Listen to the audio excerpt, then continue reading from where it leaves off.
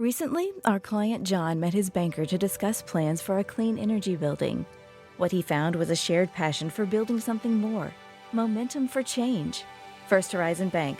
Let's find a way. Go to firsthorizon.com/John.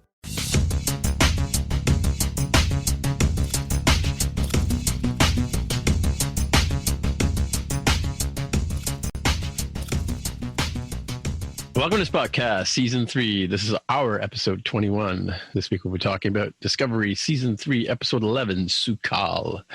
My name is Tim Mitchell. I am in Toronto, Ontario. I'm joined once again by Jaime Lopez Jr. in Seattle, Washington. How's it going? And also joined by Jonathan Kuline in Mississauga, Ontario. Merry Christmas. And Merry Christmas. Yes, Merry Christmas Eve, folks, as we record. The fat man is hitting the radar right about now. He's probably halfway around the world already. Yep, he's got his mask on. He's ready. Yeah, apparently he's an essential worker in Canada. Yeah. And he's probably been to, New Zealand and all those places already. So, spreading love and COVID all around. I mean, anyway. Alrighty, so let's just jump right in. I got some fact check. Oh, wait. Did I say the start date? No, I didn't. No. After all that fuss. This is start date 98581 Mark 89 in Toronto. Slightly different in Seattle. Anywho, fact check. So yeah, we were talking about Salvador Dali's The Persistence of Memory, and I was saying I felt shame as a BFA student for not knowing that. In fact, he is a Spanish painter, so it was painted in Spain, and it was dated 1931, so that's when it would have been painted. And I've got a link here to the Metropolitan Museum of Modern Art, where in fact it is currently residing, even though nobody can see it. And last week we were talking about, was it The City on the Edge of Forever? Was the episode where McCoy gets, I said he had some sort of illness, some sort of fever or whatever, and I got it conflated with Naked Time. But what happened was there was something wrong with what's his name, Sulu, something wrong with Sulu, and he had to give him some sort of cortisoid injection, some sort of fancy Star Trek term, but it was cortisone kind of thing. And McCoy makes a point of saying this is really delicate stuff. You got to handle it carefully. And something happens to the ship. They get bounced around, and McCoy ends up injecting himself in the stomach with the rest of the syringe, right? So, or hypo spray. So that's how he goes bananas and starts yelling about murderers and runs off the and goes and knocks out the transporter guy, because that's what you do when you're you lose your mind and you beam yourself down to a planet, because that's what first thing I think when I get hallucinogenic and stuff, right? That's my first impulse. Yeah. All right, so let's move on to the headlines. Yep. So last week was the debut of the finale for season 2 of The Mandalorian, and we will probably have a good discussion about that in this episode, and then maybe it'll start here. There was a PS to the episode, which was amazing. Wait, spoilers. Spoiler alert. Sorry. If you haven't seen the finale of that, skip forward a few minutes. We're going to talk about this. The episode was great, but there's also a PS scene. And in the PS scene, there is a major reveal. Now can I say it? Now we do spoiler alert? Now we do spoiler alert. Now spoiler alert. Okay. Spoiler alert, we're going to talk about Mandalorian Season 2 Finale and some of the details in there. So 5, 4, 3, 2, 1. Skip forward a few minutes. We're going to get back to Star Trek in a few minutes. I'll mark it in the chapter heading, so you don't have to count down. There you go. Okay. So at the end of the episode, there is a PS scene right after the credits where Boba Fett and Fennec end up going to Jabba's palace on Tatooine, where we see a rather corpulent Bib Fortuna for the first time since Return of the Jedi, someone who we probably all assumed, maybe I'm wrong, maybe you didn't assume this, assumed was dead. Yeah. And Fett walks in. Dawanawanga. That's the guy. Walks in and basically frees a slave and kills everybody, including Bib Fortuna, and then climbs up onto Jabba's former throne and plants himself there, looking very much at home.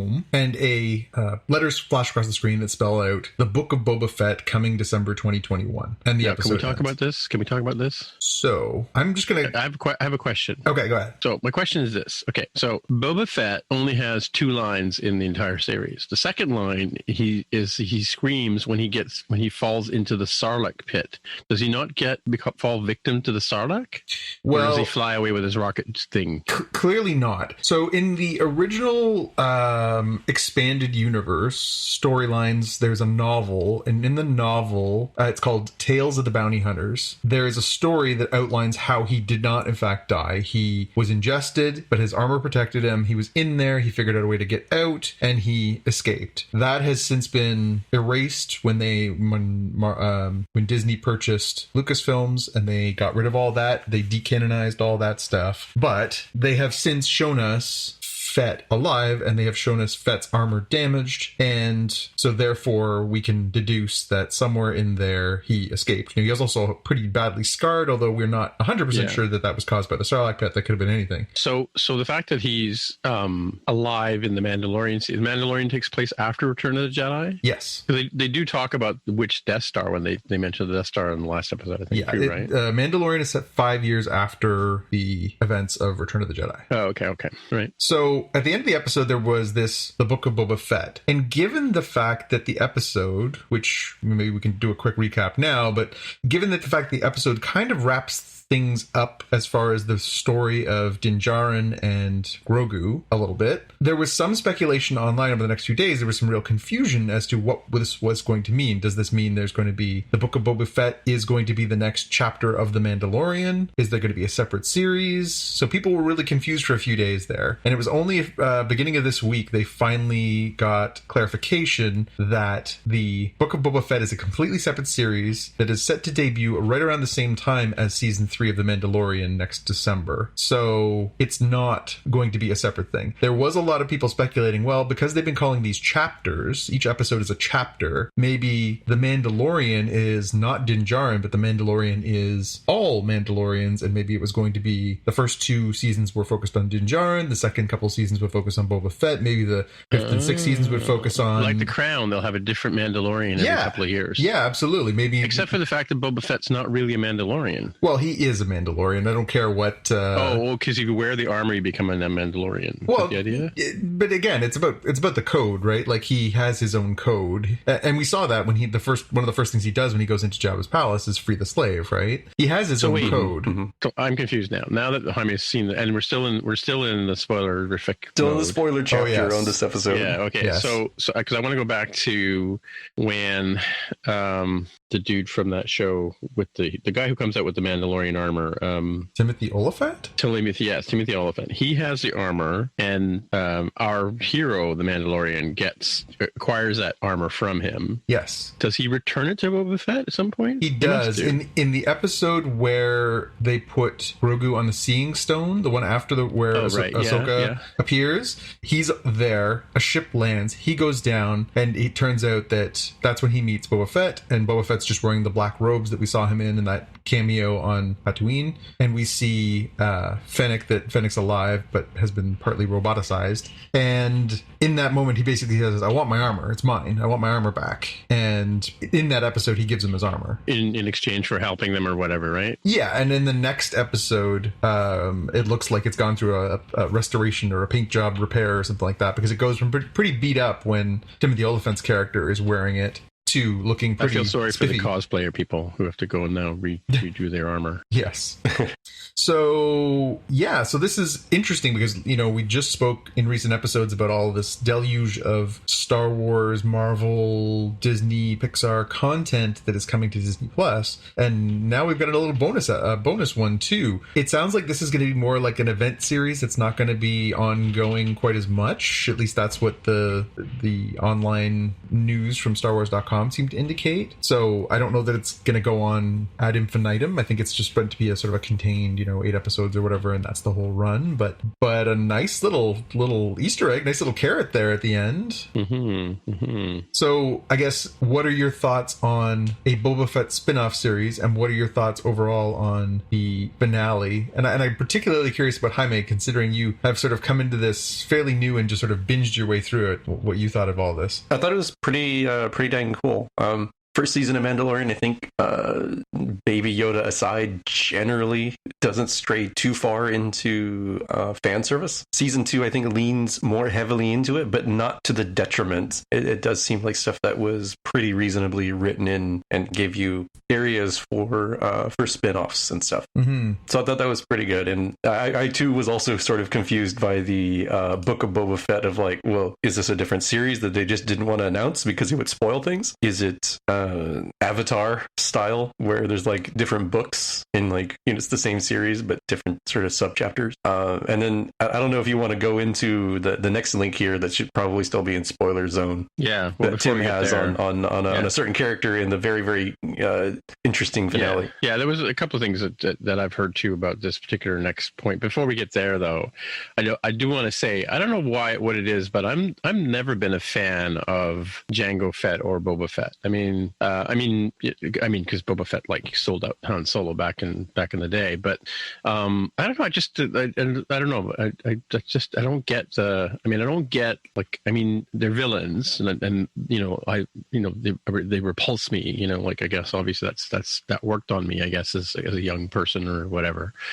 But and I don't know, maybe it's the actor, I'm not sure. I didn't really like the whole clone deal, that it was all this Jango Fett guy being, cloned, or that Boba Fett was just another one of the clones. I mean, in Clone Wars, I do like the clones in the Clone Wars. I'm finding that's Rex and those kind of guys are and Fives, those in 99, I guess is a bad clone or something, like he's old or something, right? But I like the clones in the Clone Wars, but I'm never really a big fan of Jango Fett or Boba Fett. I don't know. I mean, mind you, Boba Fett's got that whole revenge thing against what's his name, Mace Windu, right? Yeah, and they do a good bit of that in the Clone Wars. Yeah, they cover that off a little bit. I think the thing with it's important to remember too that so Boba is an unaltered clone. He's a literal clone, pulled aside. He doesn't age. He doesn't age quickly. He doesn't do a lot of things. He didn't get the same kind of treatment that the other clones did. He's more of a pure version of his father, or donor, as is sort of mercilessly pointed out in this finale. I think I don't know. I mean, Boba Fett was always a character I found interesting, but I think it had something to do with, Star Wars in that era. It was the men in masks, right? It was, Vader had a mask, Boba Fett had a mask. There was just something, mysterious. What's under the mask? Well, I mean, I did like that. I did like that aspect of him in Empire Strikes Back and Return of the Jedi. I did like the fact that he doesn't say anything, and that he's got this sort of air of mystery. I think they've illuminated too much in his story. Again, like I was saying before, I really like the mystique of the original Star Wars movie, A New Hope, that they dropped these sort of hints about things and they didn't expound on them. It's like seeing the alien in Alien. I mean, in the movie Alien, I liked it better when I didn't know what the alien looked like. Yeah, just a man in a rubber suit, right? Yeah, I don't know. Boba Fett's always been a favorite of mine, and I think it was that the fact that he's so he's standing beside Darth Vader. He's not standing behind him. He's not he's like, I'm just as badass as this guy. And there was just something about that sort of swagger that he had. Played so well by Jeremy Bulloch, that sort of just the body language, the I could take you if I wanted to kind of attitude about him. When Leia turns Chewie in Return of the Jedi, and he just sort of looks over and just sort of tilts his head, he owns the room. He's just got a real sort of badass vibe, which I think was very appealing. Yeah, maybe that's what I mean. I think maybe the whole they went too deep. They exposed too much of the character, I guess, is what I'm saying. In the what is it? What's the second one called? The second bad prequel thing called? Oh, Attack of the Clones? Yes. Attack of the Clones. Yeah, I mean, in that one there, you find, I mean, I love the part where Obi-Wan goes and, to investigate. I like that whole series, but I don't know, just the whole character and I don't know. What about you, Jaime? Are you a Boba Fett fan? I like the character. I was never enamored with the character, as many in the fan base are. So I kind of sit in the middle where I was like, oh, okay, yeah, let's see more of this character. But I don't know that I was clamoring for it, but I'm happy to see it. Yeah. I like the mystique of what's his name, Din Djarin. Din Djarin. Yeah. I mean, I like the mystique of him. I mean, I like the way that Pedro plays him. and you know, I like the sort of final reveal at the end of this series. I mean, like when the baby looks at him and says, "Can I see your face?" without saying, "Can I see your face?" Right? Mm-hmm. You know, like that part. That was a kind of an interesting part. Yeah. Yeah. Let me look on you with my own eyes. It's very, very Return of the Jedi kind of, you know, Darth Vader dying, and you know. Yeah. What did you guys overall think of the episode? I thought it was a pretty satisfying conclusion, and the suspense build of the X-wing showing up and what's happening there was, I think, really well shot, really well made. Yeah, it's fun. It's fun. I think you know, as the hooded Jedi was walking towards, you know, the final scene there, and dispatching all these guys. I mean, I kind of, you know, and you're supposed to think, oh, who could it possibly be? I was kind of hoping it was Obi-Wan Kenobi, and then I remembered, oh, wait a minute, he's dead, right? Or he's no longer corporeal, right? Mm-hmm. And I guess at this point in time, this is after Luke has dispatched the Emperor and whatever, right? So yeah, at this point, theoretically, he's building his Jedi Academy, right? Oh, okay, right. Yeah. So he's rounding up Force-sensitive people from around the galaxy and starting to educate them and teach them the ways of the Force and regrow the Force. Oh, I see. Right. Yeah. So he's out, recruiting.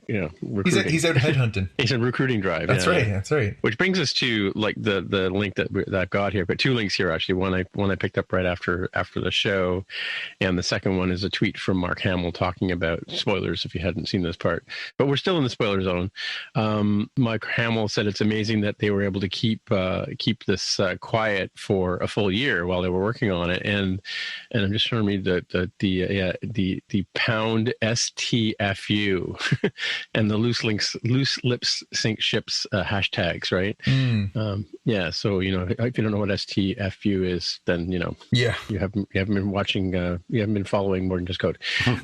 Yeah, it's Star Trek follow up, right? I think that was cool. I do have a complaint about the execution, but we can talk about that. So I'll let you guys expound on the reveal.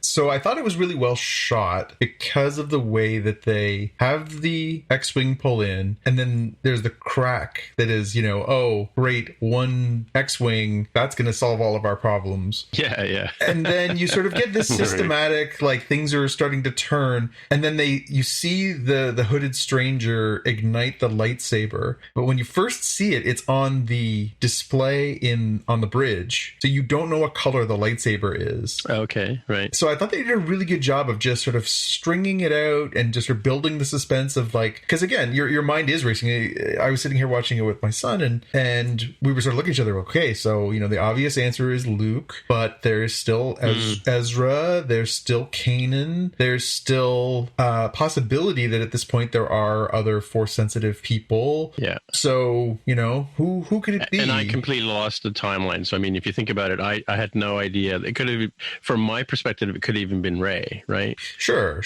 You know, except for the fact the 5-year thing, right? And that's the thing. And I think it would have been nice to have maybe just a little sort of reminder in there somewhere for you know, sort of where we are and when we are and all that stuff too. But it was really good. Tuesday, you know, yeah. Yeah, but it was really good, I think, the way that they built it up. And then when they cut to the scene where you see the green lightsaber, even then you think, well, Ezra has a green lightsaber. You're still not 100% sold that it's Luke. And then you see the glove and you're like, okay. Yeah, as soon as you see the glove, yeah. That's right. Gotta be Luke. That's gotta be the moment where I think your sort of brain tips to like, oh, it's gotta be Luke. And then it sort of builds and builds and builds. And you're like, okay, yeah. Okay, now it's Luke. Which is, again, like you guys know, I tend to sort of, you know, look for the angles on shows and stuff like that. But when did you get the sense that it might, or you were just guessing all along? I mean, he was the obvious answer, just given the timeline and the fact that it seems like the Ezra, where is Ezra mystery is tied into the Ahsoka series, so it didn't seem like it was a good time for his reveal. Right. So my two thoughts were, one, it's Luke. Two, it's somebody we've never met before. And I thought the somebody we've never met before might have been a more reasonable option, just because I was thinking, how are they going to do Luke? There's been talk online that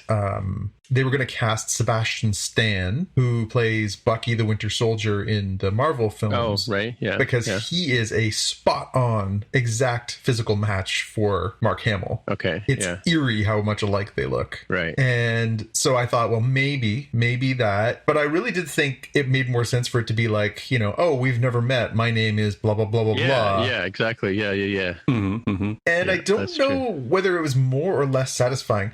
I listened to a couple of pods and I read some articles just to sort of see what other people are thinking. And then I saw some good points. One of the points that I heard that I really thought was a good one was, I kind of want the Mandalorian to stay the hell away from the Skywalkers. Yeah. And that's not my idea. That's just, but when I heard that, I was thinking, you know, there's a lot of truth in that. The idea that it's a big galaxy, right? Well, it's a big universe. And there's, so now you think to yourself, okay, they've theoretically Grogu goes off with Luke to go and be trained and sort of move on with his life, which opens up the possibility that he was slaughtered with the rest of the trainees when Kylo Ren and his Knights of Ren do their thing, which is a horrifying prospect. But it, you know, when Din says to him, you know, we'll see each other again, I promise, it makes me think, you know, what's going to happen? How's this going to shake out? How are they going to reunite them? Like, Baby Yoda is the cash cow star of this series. It seems strange that they've written him out, but then it also makes a lot of sense too, because, you know, the story kind of played itself out too. It is limiting where, you know, in every episode they're like, oh, there's the guy in the bulletproof armor with the baby in a bag. There's only so much you can do with that, you know? It seemed to be a limiting thing. It's like when they say in combat, don't grow a ponytail because it's a way somebody can grab you, right? Well, the fact that his hand is always holding on to this little, you know, precious cargo makes him limited. I was going to come back to just to, you know, from the point of view, if you didn't know the whole 5-year thing, right? I mean, it could have even been Anakin Skywalker at some point, because the strength with which that Jedi was dispatching the black squadron, or what do they call them, Dark Troopers. Dark Troopers, yeah, which is from a 90s video game, right? It is in fact true, yes. I mean, that it could have, you know, it had to be somebody at that sort of level of control, right? And so can we talk about the lack of deep fake in this particular execution? Yes. I mean, So I've always been critical of CG rendering of human faces, right? Like, what was that, Final Fantasy or something like that they did back in the Final Fantasy: The Spirits Within. Yeah, and it was a great, wonderful thing, except nobody's foreheads moved. Yeah, their eyebrows didn't go up and down. They didn't crinkle. They didn't. You know, like, it was like they were like masks. You know, and yeah, their mouths moved up and down. But it was like, okay, then don't do that. Like, do what they did with Clone Wars. You know, like, do something 3D that's not 3D. You know, and we've talked about it on this show that, you know, we've seen the deep fake stuff that they did with Chris Pine and William Shatner, and we've seen it Carrie Fisher and whatever that was in Rogue One. And you know, like, right from the get-go, Christopher Plummer. He's in everything. That guy's everywhere. Grand Moff Tarkin is played by Peter Cushing. Thank you very much. That's close to Christopher Plummer, but so Peter Cushing, like, his whole piece. I mean, like, I went back and watched A New Hope just to see, like, what was it about that 3D rendering that bothered me, and it was just sad. I mean, like his face just didn't move like a human would move. I mean, you know, I mean, Peter Cushing was amazingly menacing in that first movie. You know, it's too bad that they got rid of him, like, you know, by blowing up the Death Star. But then again, that was the whole cockiness of that character. That's it. Yeah, right? He's supposed to die hoisted on his own petard or whatever. Yeah. So we have this technology, and you know, it's I don't know, maybe again, this is probably was in the can like a year ago or 6 months ago or whatever. Maybe it was just a time thing, but it was Mark Hamill's voice. I don't know who the actor was who played the character, like who was the stand-in for him. If it was, I don't think it was Mark Hamill, but they could have done much better, in my opinion, especially like now, right? What do you think? I've seen the deepfake stuff that does the side by side, and I do think that deepfake technology is something that should be brought out of the toolbox more often than it is. It suffers, not the deepfake, the the one that they had in The Mandalorian, I mean, it's pretty good, but I think it suffers from the same sort of slightly off thing that you saw in Rogue One. And yet the deepfake stuff, granted this is on YouTube, so, caveats there. It looked pretty good. I feel like it was more convincing. Not 100%, like it wasn't going to confuse me, but I still feel like it was good enough to pass. Yeah, I mean, I had the same feeling about it that I did with that Peter Cushing scene in Rogue One, where I thought it's not quite there. Like, I honestly feel like I would have been happier if they had cast Sebastian Stan. Yeah. Even if he was not quite perfect, but close. Like, I do respect to Mark. As soon as you saw the glove, you knew it was Luke Skywalker. Well, and right? do respect to Mark. Like, if it had been another actor who looked very similar to what Mark looked like in it's not 83, it would have been 88, I guess. Yeah. I would have been fine with that and would have not questioned, that clearly isn't, Mark Hamill. Like, of course not. Mark's in his 60s. Like, that wouldn't make sense. I don't think those moments are as satisfying as I think the artists intend them to be. Now, maybe they'll go full Lucas on this stuff in time, and maybe the technology will improve to the point where they can go in and they can sort of polish it up. And it's funny because I loathe some of the choices that Lucas and his team have made to the original films over the years, but I think I would be okay if they did go through with Rogue One and this, and the Carrie thing at the end of Rogue One as well, and did put the best effort forward on it. I don't think it would alter the substance. I don't think I would want the words to be altered. I don't think I'd want the substance of it to be altered, but if they were going to make it look closer to a human being emoting and speaking, I'd be fine with it, I think. Right. Yeah. It was very cardboardish. Like, I kind of expected that in the early 2000s, not 2020, right? No, it was disappointing in that way. But that being said, the whole scene was incredibly badass.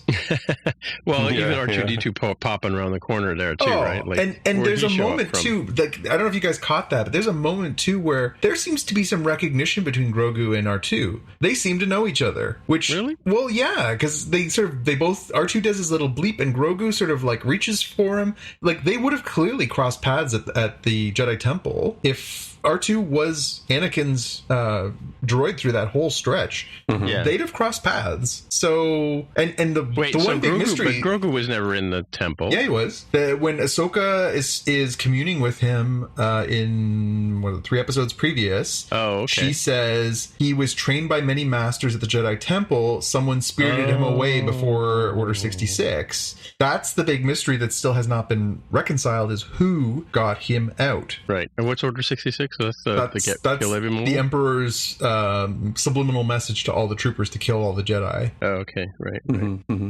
So, yeah. So there's some really cool little moments in there. And, it's funny because, I and many other people, maybe me to a lesser extent, Phantom Menace has some good moments. It has some good moments. It's not a great movie, but it has some good moments. One of the things I was most looking forward to when it was announced, and even when it was brought to life, was I always wanted to see a real Jedi kick ass. We got an old man and a trainee in the first trilogy. That's what we got. Yeah. And admittedly, it wasn't even a trainee either. Yeah. Well, and admittedly, Luke got better over the course of time. The fight on Bespin, he's a little amateurish, and the fight in Cloud City rather, and the fight on the second Death Star, he's better, but he's still not what I was hoping for.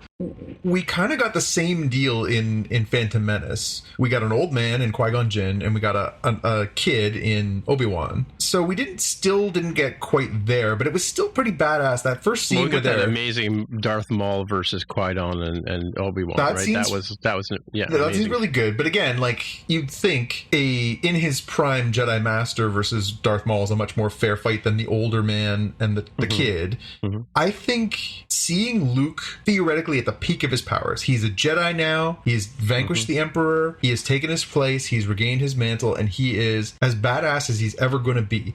We never really got to see that period of him. We got to see him at the end of Jedi, where he's sort of like, I'm there. And then we get him as the vagrant drinking blue milk straight from the teat. And, we don't really get that Luke in the peak of his powers. And just to get even a few minutes of him just being like, Dark Troopers, give me a break. And just mowing these guys down because he is as badass as he can get. That was amazing. That's what I said, like from the point of view of the skill level as a Jedi. Yeah.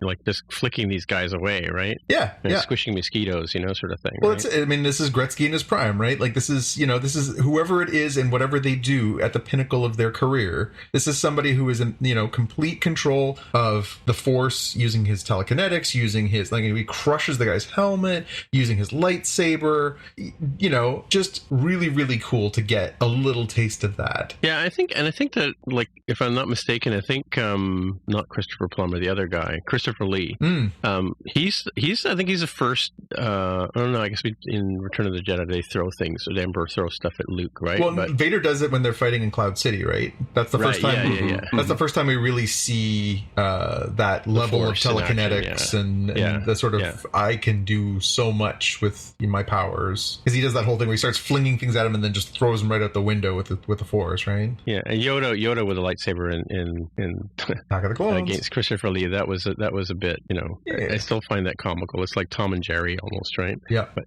But I mean, because even somebody as sophisticated as Yoda, I would think wouldn't even need a lightsaber, right? That's kind of how badass he would be in my mind, right? Well, and it's a funny thing too, because we've established now, like, we knew when Yoda died, he was 900 years old. Mm-hmm. We know that Grogu is 50 and still acts like a very small child. I wonder at what point their species is at their peak, because I don't think even during the Clone Wars, Yoda was probably the equivalent of an older man. He still is walking with a cane. Yeah, he can bust it out when he needs to, but it's like if I put you in net right now, Tim, and fired some pucks at you, you'd be there, but you'd probably feel it the next day. I think Yoda was probably, the next day he was walking that cane a little harder, right? Yeah, he's like Mr. Miyagi coming in to beat up the Cobra Kai guys to save Danny LaRusso and Karate Kid, right? He's still able to kick butt, but definitely not in the prime man. Yeah. So it is nice when we get these glimpses, and I will say that's the one thing I kind of liked about some of the animated stuff we've gotten between Clone Wars and Rebels is,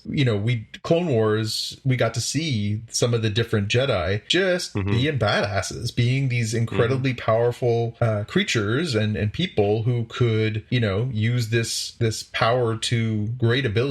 And that was kind of neat. We haven't really got a ton of that in live action. Right. Even look at the new trilogy. It's the same old story, right? Oh, a newbie. Oh, she's super powerful, but she's really raw, and she can do some things, but she can't do others. And all these, I guess she's got some, she needs to develop some skills or whatever. By the way, we should start a podcast on Star Trek. I think that could be a hit. Well, on that note, let's go back to let's get out of the spoiler zone, because there are people who will have skipped like 35 minutes of us talking about Mandalorian. Anyway, so let's move on to the rest of the show here. All right, next up on the headlines, this was something that I think we talked about, and I think that has been expected, and it's finally coming to pass. So MGM, the studio that owns the rights to properties like the James Bond franchise, the Hunger Games, Hobbit, Handmaid's Tale, Rocky, pretty good household name stuff. 4,000 movie titles, 17,000 hours of television programming. They have decided that they are exploring the possibility of selling their assets, selling their library of content. Now, given that we've seen the kind of acquisition of the Fox assets by Disney and the difference that kind of thing can make to support and just be this influx of content for to essentially catapult yourself to number one, it'll be interesting to see as this story starts to develop what this will mean if, for the sake of argument, Amazon or Apple decide, hey, this is worth a few bills, let's get it out there and see if we can draw in a few more users, if that'll help do for them what acquiring Fox did for Disney. Yeah, I think if you're Apple, this makes the most sense for you to buy, right? So just turn right to the camera and be like, look, your market cap is in the trillions, you have billions of dollars of revenue, you could very easily spend whatever it is are asking here. Let's call it 10 billion, right? Let's call it 10 billion as a nice round number that they're offering their sale for. You just write the check and be like, cool, we're done. Check's in the mail. You'll get it. Because this immediately solves the, hey, Apple TV Plus is nice. They've got some good stuff. Maybe not as many must-haves. There's no Game of Thrones equivalent that like everybody needs to go see this. There's no Wonder Woman 1984 of like, wow, everybody's going to subscribe to watch this. You immediately solve the back catalog problem that gets you through this next COVID year, right? And people say, oh, for $5 a month, yeah, that actually sounds pretty good. I can watch all these movies after I've finished what's currently available as the originals. It becomes the why was Disney Plus so successful right out of the gate, given that the only new content it really had was The Mandalorian for a very, very long time. Because it had all the Disney stuff, right? It was like, here's all the Marvel, here's all the Star Wars, here's Simpsons. It's Simpsons, here's all of the, like me, like I've been watching a whole bunch of Disney cartoons from like the 1930s, right? Because it's there, it's all there. Yeah, the same thing true with Metro Goldwyn Mayer is the catalog of 30s and 40s and 50s and 60s movies as well, right? Like and right into modern times. The number of MGM I can't tell you the number of MGM movies I've seen in my lifetime, notwithstanding the stuff that's been out in the last 20 or 30 years, right? So yeah, I mean, some of the other stuff they talk about, obviously more modern stuff, Creed, the whole Rocky franchise, including the new Creed, which has been a very successful franchise, Terminator, Silence of the Lambs, Rain Man, Hobbit. There's some pretty big stuff in here. And it is notwithstanding the fact that, if you bought it at the right time, you'd own the rights to No Time to Die, the new James Bond movie too. So you could say, hey, we're making this splash. And by the way, you want to see the new James Bond movie? Only one place. Yeah. I mean, the reason I mentioned Apple was like, I was thinking from the deep pockets point of view, right? Like, in terms of who could afford to sort of, I think Bezos has got a couple of shekels to rub together if he wanted to acquire this too. Bezos is one. Mind you, his wife is giving away half of his money, but his ex-wife, I guess. Well, there's a lesson in that one too. Yeah, but I mean, there's some big players. Tesla's another one, apparently. But it's an easy decision if the price is right or whatever, I guess, right? Mm-hmm. For those people, right?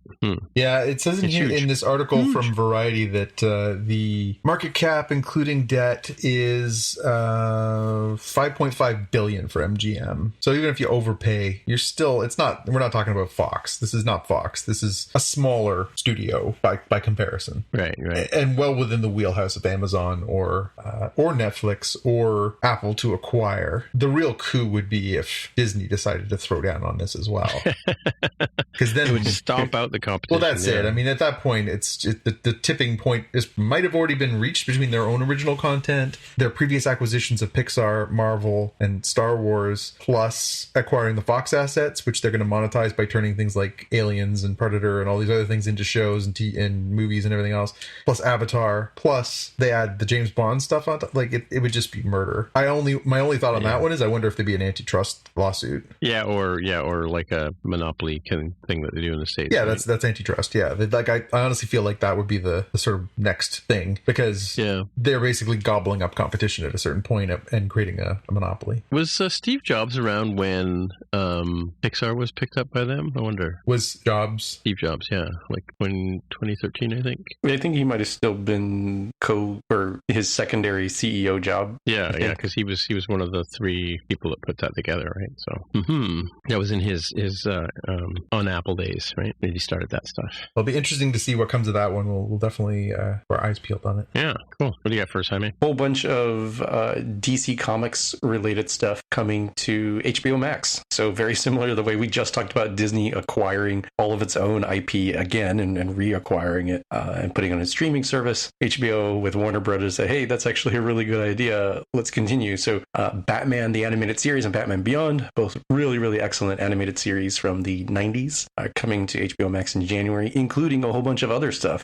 Maybe some stuff we've mentioned before, like Green Lantern, the animated series, Justice League Dark Apocalypse War, Batman Bad Blood, Superman Doomsday, Superman of Tomorrow, a whole bunch of stuff that is coming. But certainly the marquee ones are the Batman the Animated Series and Batman Beyond that are really, really, really top notch. And the whole reason that Mark Hamill's voice as the Joker and Tim Conroy's voice as Batman, Bruce Wayne. Kevin Conroy. Kevin Conroy. Sorry, I for some reason I slur his name and Tim Bruce or Bruce Tim together. Bruce Tim, yeah. In my head to create one new person. But yes, Kevin Conroy. So yeah, it's pretty good for me because I'm going to be subscribing to HBO Max sometime this weekend to watch Wonder Woman 1984. It may not be tomorrow. It's certainly by 9 a.m. Well, that's coming Pacific. out tomorrow, right? 9 a.m. Pacific, so 12 in the afternoon for you East Coast folks. I don't know how literal and down to the minute HBO Max is for its 30-day subscription, so you might want to wait 2 hours into that period before you subscribe, just in case. Where are we watching that one in Canada?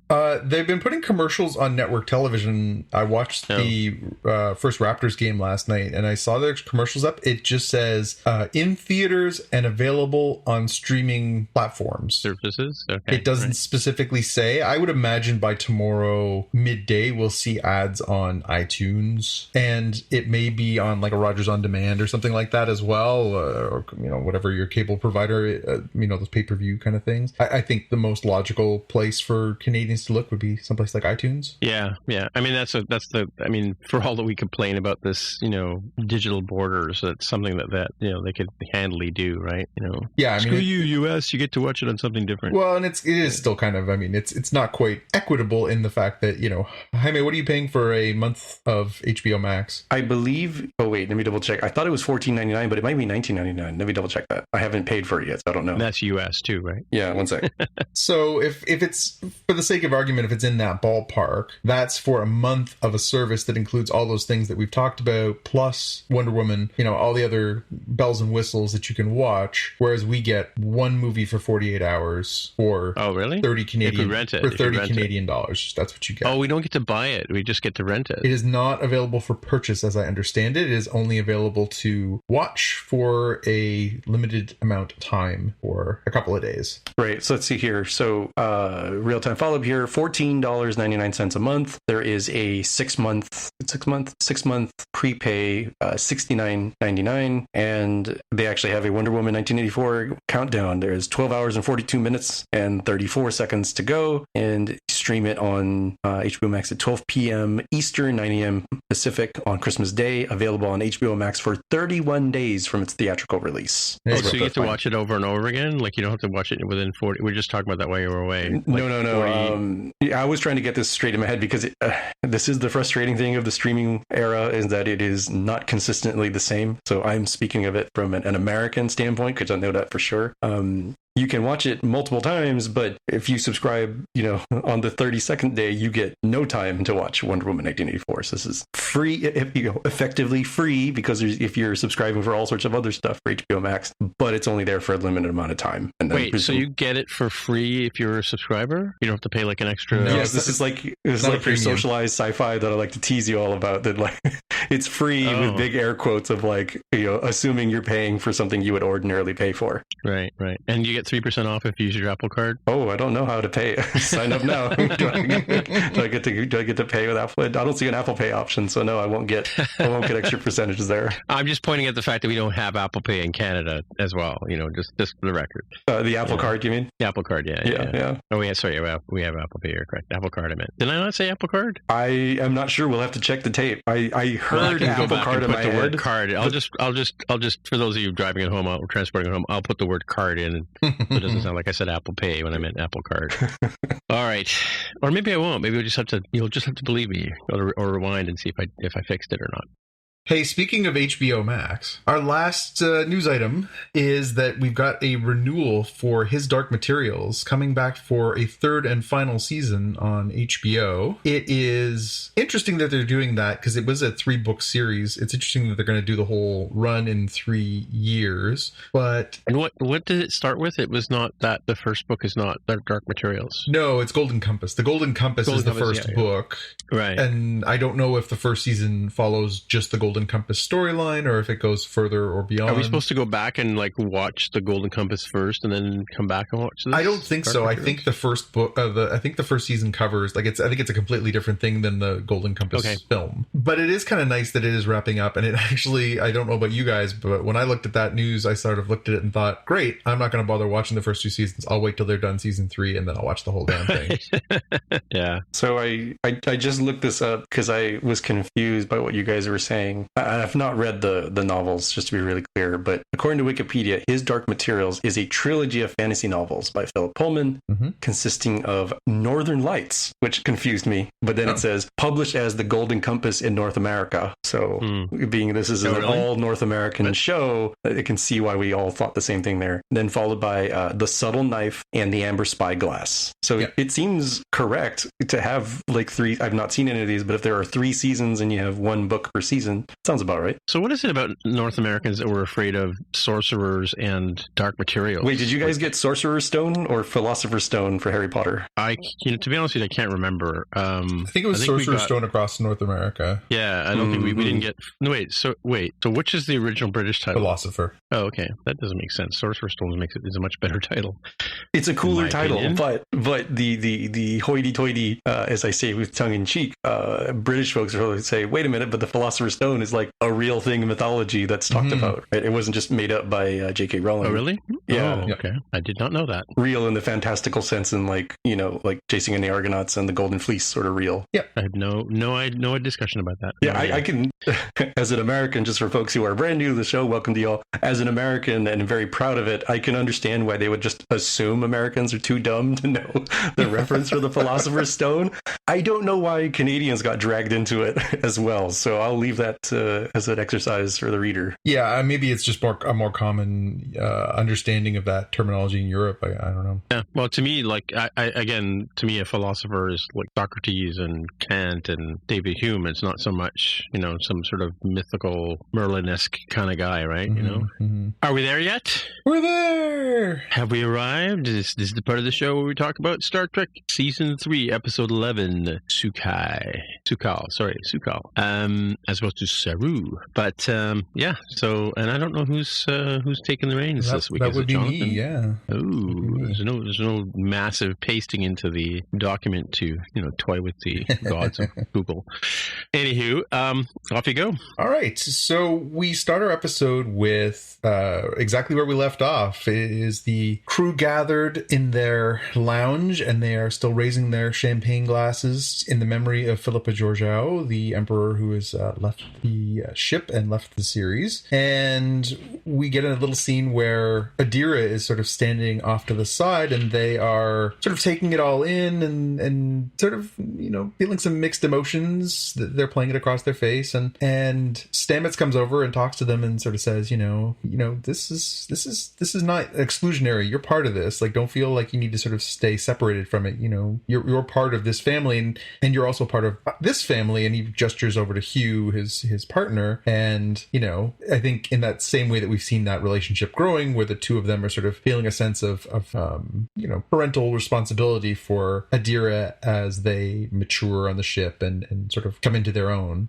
And while this is happening, then we get the return of Gray, who has been missing for a few episodes, and Adira sort of says, oh, Gray is here, and Stamets, without being able to see Gray, sort of says, hey, if I wasn't here, if I could actually see you, I'd give you such a piece of my mind, which is a pretty funny little scene. And we get a little reunion where, Gray and Adira are speaking, and Gray sort of says, I just, I'm having a really tough time with this. You get to interact with the whole world around you, and all I get to do is talk to you, and I'm having a really tough time with it. And Adira says, well, I hear what you're saying, but, doesn't make it okay that you disappeared. How is that my problem? Yeah. So, interesting little sort of exchange between the two of them, which spoilers as we go through this episode, they never really circle back to in this particular episode, which was a little I assume it's going somewhere over the next couple of episodes, but it never really resolves. This sort of return of Gray is very short-lived, because while they're having this celebration, we cut from Adira and Gray's conversation. Well,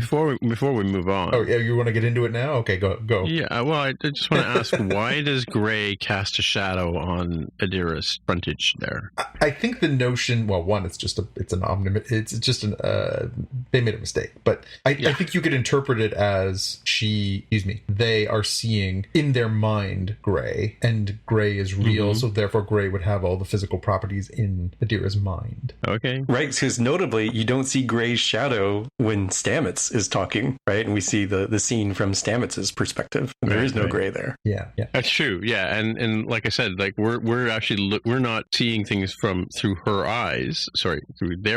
Mm-hmm. We're seeing things like as somebody looking at the two characters discussing, right? Anyway, just continuity. Yeah, honestly, I think it's just a little bit of Photoshop. I think it's just a continuity error that, in the grand scheme of things, you could find a rational explanation, or you could just, it happens. So we get the update during the middle of this celebration that the program that they have been writing to try and get information on the source of the signal inside of the nebula has returned the information that there is a life sign aboard the Kieth, the Kelpian ship that is trapped inside. And we get a little bit of information from Saru, who says, they say, how is that possible? The ship's been in there for over 100 years. How could that be that this has happened? No way anybody could have survived. And Saru explains, well, actually, when you guys were looking at the hollow of the doctor, the scientist who's leading the mission in the previous episode, you thought she was showing signs of radiation damage already. In fact, that is what Kelpians look like when they're pregnant. And oh, really? Oh, yeah. So we get this sort of data download that if there's a life sign there, it could be this offspring. So into the nebula they go. So they are, decide they're gonna go in. They go into the nebula, and instantly they're regretting it. It turns into a real mess fast. The shields are failing, the ship's being buckled, it's taking a pounding. Like, they clearly cannot do this. Book, who is still looking for his ways to prove himself, says, hey, let me take my ship's smaller, it's more maneuverable, I can do this, I'll take care of it. You go take your spore drive and get the heck out of here and wait for me, and I'll suss it out for you. At this point, I just want to praise that for some reason Saru calls the bridge officer Mr. Rice. Why he called him Rice, I don't know, because they called him Reese for every other episode. Yeah, I was kind of wondering about that too, and question my own cognitive powers as to wow, have I just been getting this dude's name wrong the entire time? Yeah, so that kind of took me out of the moment for a second there, and hence my taking us out of the moment on this episode too, but the recap. But I thought that was kind of a strange one. But anyways, so Mr.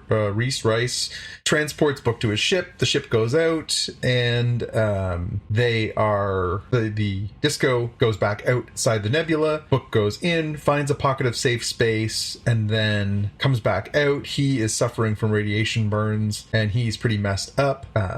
But he did manage to find this planet and a safe place for them to transport or spore jump into when they get their shields fixed back up. And they explain that, Book's going to be fine, as he just needs some DNA recombination, which is a lovely way of saying we've cured cancer. Yeah. And it turns out when they do this analysis of the information that he brings back, that the planet that is inside this nebula is almost entirely made up of dilithium, and they think that this could be the source of the burn. Dun dun dun. Dun dun dun. We cut back to our non-reversed, non-blue original credits, and then we come back to Admiral Vance. And Vance, they're looping him in. He's, a hologram, and he's on the ship, and he's sort of saying, okay, well, what are you guys thinking? And Saru says, okay, well, we got a mission. We're gonna jump in there. We're gonna beam down, and we're gonna try and rescue mission, and we're gonna try and figure out simultaneously if this is in fact the source of the burn. And Saru says, not only that, but I'm going. And Vance sort of looks at him sideways, and he says, no, I have faith in Ensign Tilly to be my number one while I'm gone. At that point, my rabbit ears immediately went up to oh, this is gonna end so badly. Yeah. Like, that one was telegraphed. Like, don't you remember Deanna Troy? A million million miles. Yeah, exactly right. No, she'll be fine. She's in charge. It's no problem. What's the worst that could happen? The ship will crash? So Tilly's chuffed. She's like, okay, I'm in charge. But, Vance gives him the data download that, hey, actually, I had to dispatch some of the Starfleet to Kaminar because there's been some more training exercises by the Chain out there, because the Emerald Chain are trying to, lure the Discovery clearly into the field of combat, because they now know about the spore drive, and they know now that this is something that they want. So wait, so how do they know about the spore drive? Did we use the spore drive last time we met with them? I don't know if they would have seen them use the spore drive to leave, or if at this point we just assume that they have intelligence and that they put it all together. Okay. Yeah, I think so. They mentioned in the episode that when they went to Kwejian, I think is the name of the planet where Book is from. Yep. That the Emerald Chain had seen it happen, and even if they didn't literally see it happen on screen, they certainly saw, like, wait a minute, how come this Federation ship just arrived out of nowhere? Let's go there, sort of thing, right? And presumably they can scan from there of like, hey, they've got this weird chamber, and this other chamber filled with other weird stuff too. Maybe they put two and two together. Yeah. So then we get the information from, or who says it? Who's the first one? Is it Vance that says, I'm not sure you can be objective, or is it in that moment that Burnham first says it, that they're not sure that... No, she says it afterwards to Book, right? Right. Yeah. And then we get a scene between Stamets and Culber. Culber is going to go on the mission as well. Stamets is openly concerned, sort of saying, no, don't go. Like, this is ridiculous. You don't need to go. And Stamets defends himself, saying, listen, not only am I the chief medical officer and I should go, but also I need to do this. I was stranded. I was alone. I know what being isolated and abandoned feels like, and I have empathy for this child character, and I want to do this. And there's some ominous stage setting in that one, which we can discuss later too. We then go to Tilly and Burnham. Burnham's getting all armored up and getting ready for her mission. She's going too, and Tilly is about to go take over the command. And they have a nice little exchange where Burnham explains that there's this factory defect on the captain's chair that has this little burr, this little spot that is, a manufacturing mistake, and that Georgiou used to press on it to sort of center herself when her mind was racing, and that Burnham says, I've used it too, and I've noticed that Saru does the same thing, just so it's there, that, if you're having a tough time, you can use this burr. So then we go to them getting beamed out. So Saru, Culber, and Burnham are the away team, and they're going to go inside. So they basically spore drive in, drop them off, and then spore drive immediately back out. And we've got Tilly at the con, and not wildly confident in herself as she sits down. We cut back down to the planet that they beamed down to, or to where they beamed down to, which they thought was going to be aboard this ship. And they find themselves instead in a forest, and they're surrounded by snow, and things are very weird. They are trying to figure out, well, did we end up on the planet? How could we have done that? And worse than that, or stranger than that, is that we get Burnham has suddenly become a Trill, Culber has become a Bajoran, and Saru is a human, which is a nice opportunity to actually get a look at Doug Jones for the, short term. The man of 1,000 faces, whose face we never actually see, gets to be himself for a whole episode. I also noted down that if it's Saru Man, he's Saruman, for the Lord of the Rings heads out there.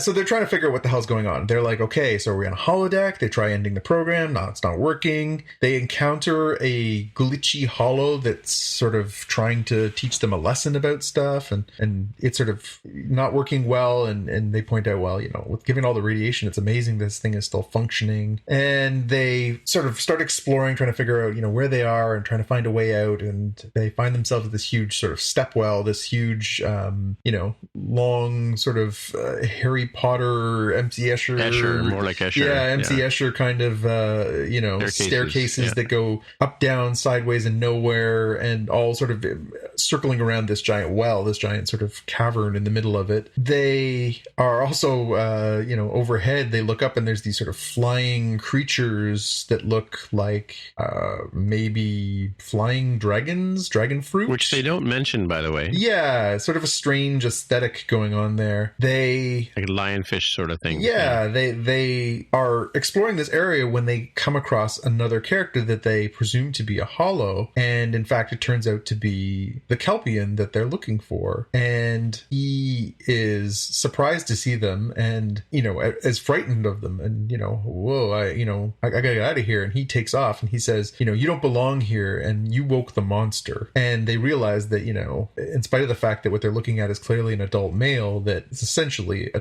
childlike person, somebody who doesn't comprehend reality or the things that are going on around them. We go back to... Well, he's been raised by YouTube, right? Like, we'll get to that. Yes, that's true. Nothing but TikTok for that kid. They cut back to the disco, and we have the information that a Federation starship is approaching them. The crew is a little bit sort of confused, thinking, well, we're sort of out here at the fringes of wild space.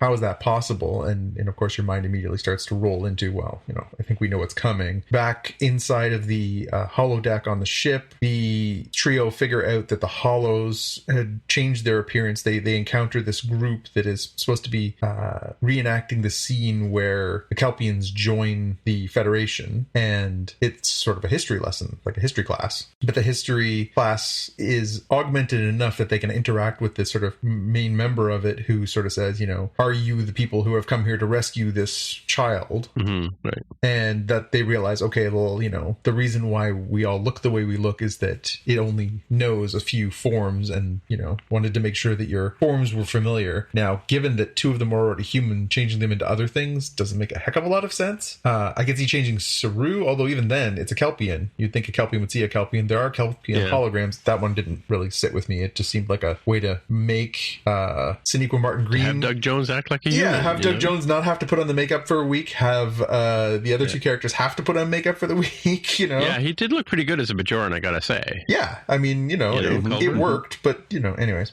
So they also, are realizing that they're not alone in this place. There's this sort of weird monster, this sort of thing that's in there, this smoke monster. Getting Lost vibes from this one. What's with the smoke monster? And so they split up. Burnham is going to go and is Burnham staying behind, right? She stays behind to investigate, what's behind the door and try and keep this sort of smoke monster under wraps. And Culber and Saru are the ones that get this sort of data download. We then follow up with Burnham. Burnham is, there. She's, trying to figure out what this thing is. She sees it. It sort of comes after her. She runs. She's going through this sort of weird MC Escher world, and she falls. And she falls and falls and falls. She falls up. Yes. Yeah. She starts falling downward and then falls upward, which is bizarro. We cut back to Discovery, and Discovery quickly, they're starting to put it together. They, say, well, it doesn't make a lot of sense. There's no habitable planets around here. There's no way that this could be a Federation ship. Something's got to be off. And so they scan the area around the ship, and they realize it's, just awash with neutrinos. There's no way that it isn't some sort of cloak. And sure enough, it's Osiris' ship. Back to the holodeck on the Kelpian ship. Burnham finds herself, down at the bottom of the well, top of the well. I'm not sure how that worked out. Yeah, she's at the top of the bottom.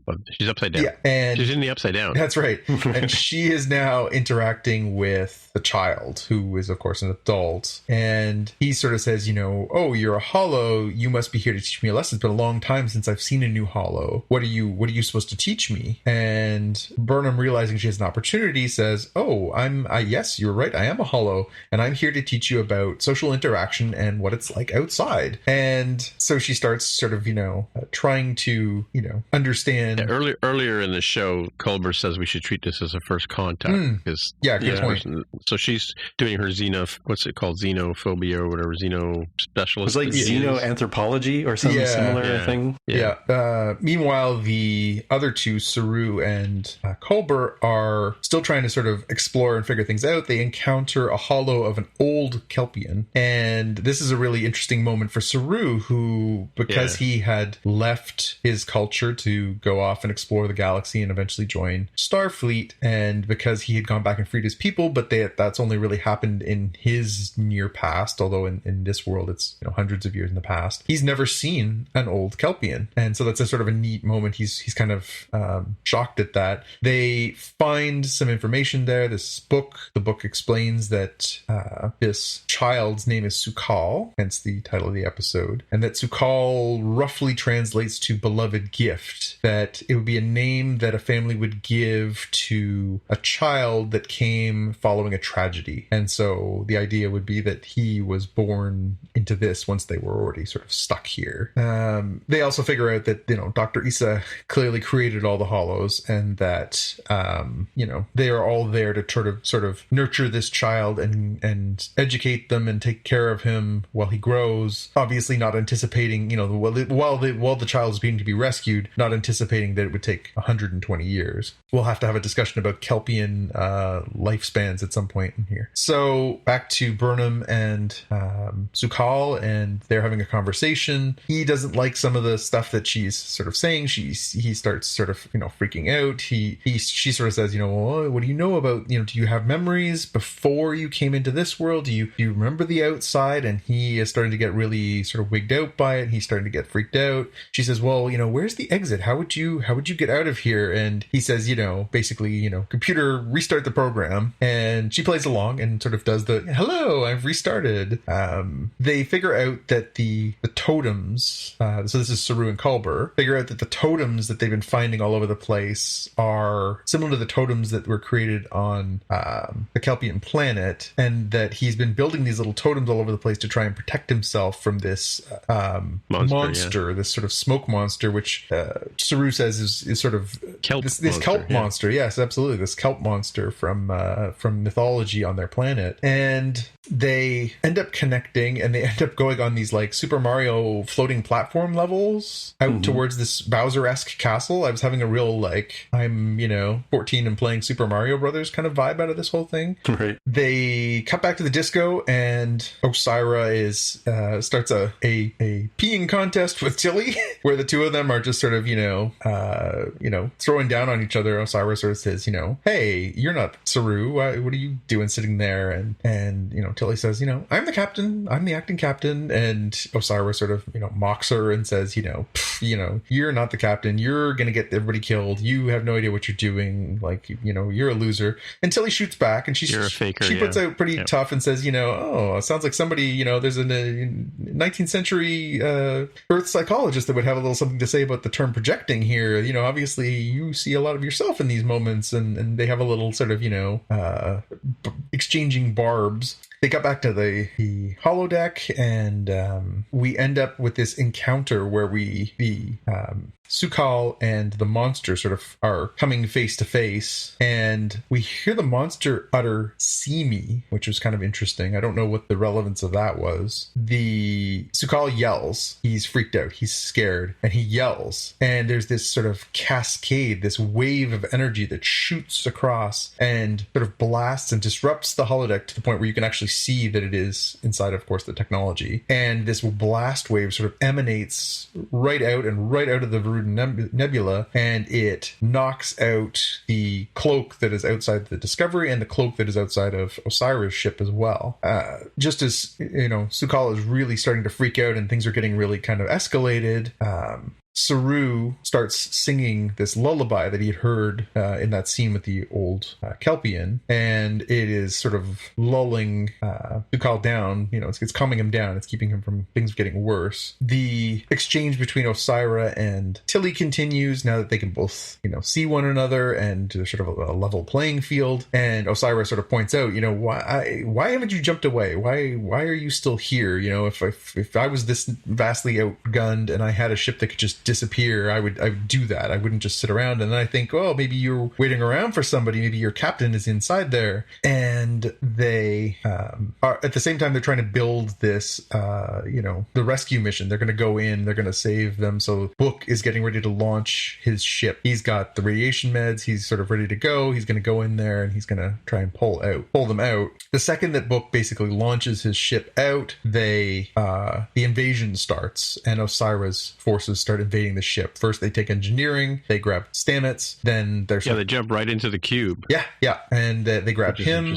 They go and they start systematically getting the different parts of the ship, and eventually they take the whole thing. The question is, how do they know how the spore drive works? Yeah. I mean, it depends on what future scanning tells them, right? Like, they could say, what the heck is this? Later on, they know how to control the spore drive, if you're... Yeah, how do they know that Stamets is the key and everything else? Yeah, it's to be revealed, I think. I mean, it's not unreasonable given they could scan and see what the heck is with all these weird mushrooms in Discovery hull, or that's holding... Well, maybe they read the upgrades that the Federation did to improve, because Adira changes the way he interfaces, right? And Adira knew immediately, your little, implants are related to activating the spore drive, right? So they figured it out rather quickly. So I don't think it's unreasonable to think, hey, what's with this weird thing we scanned?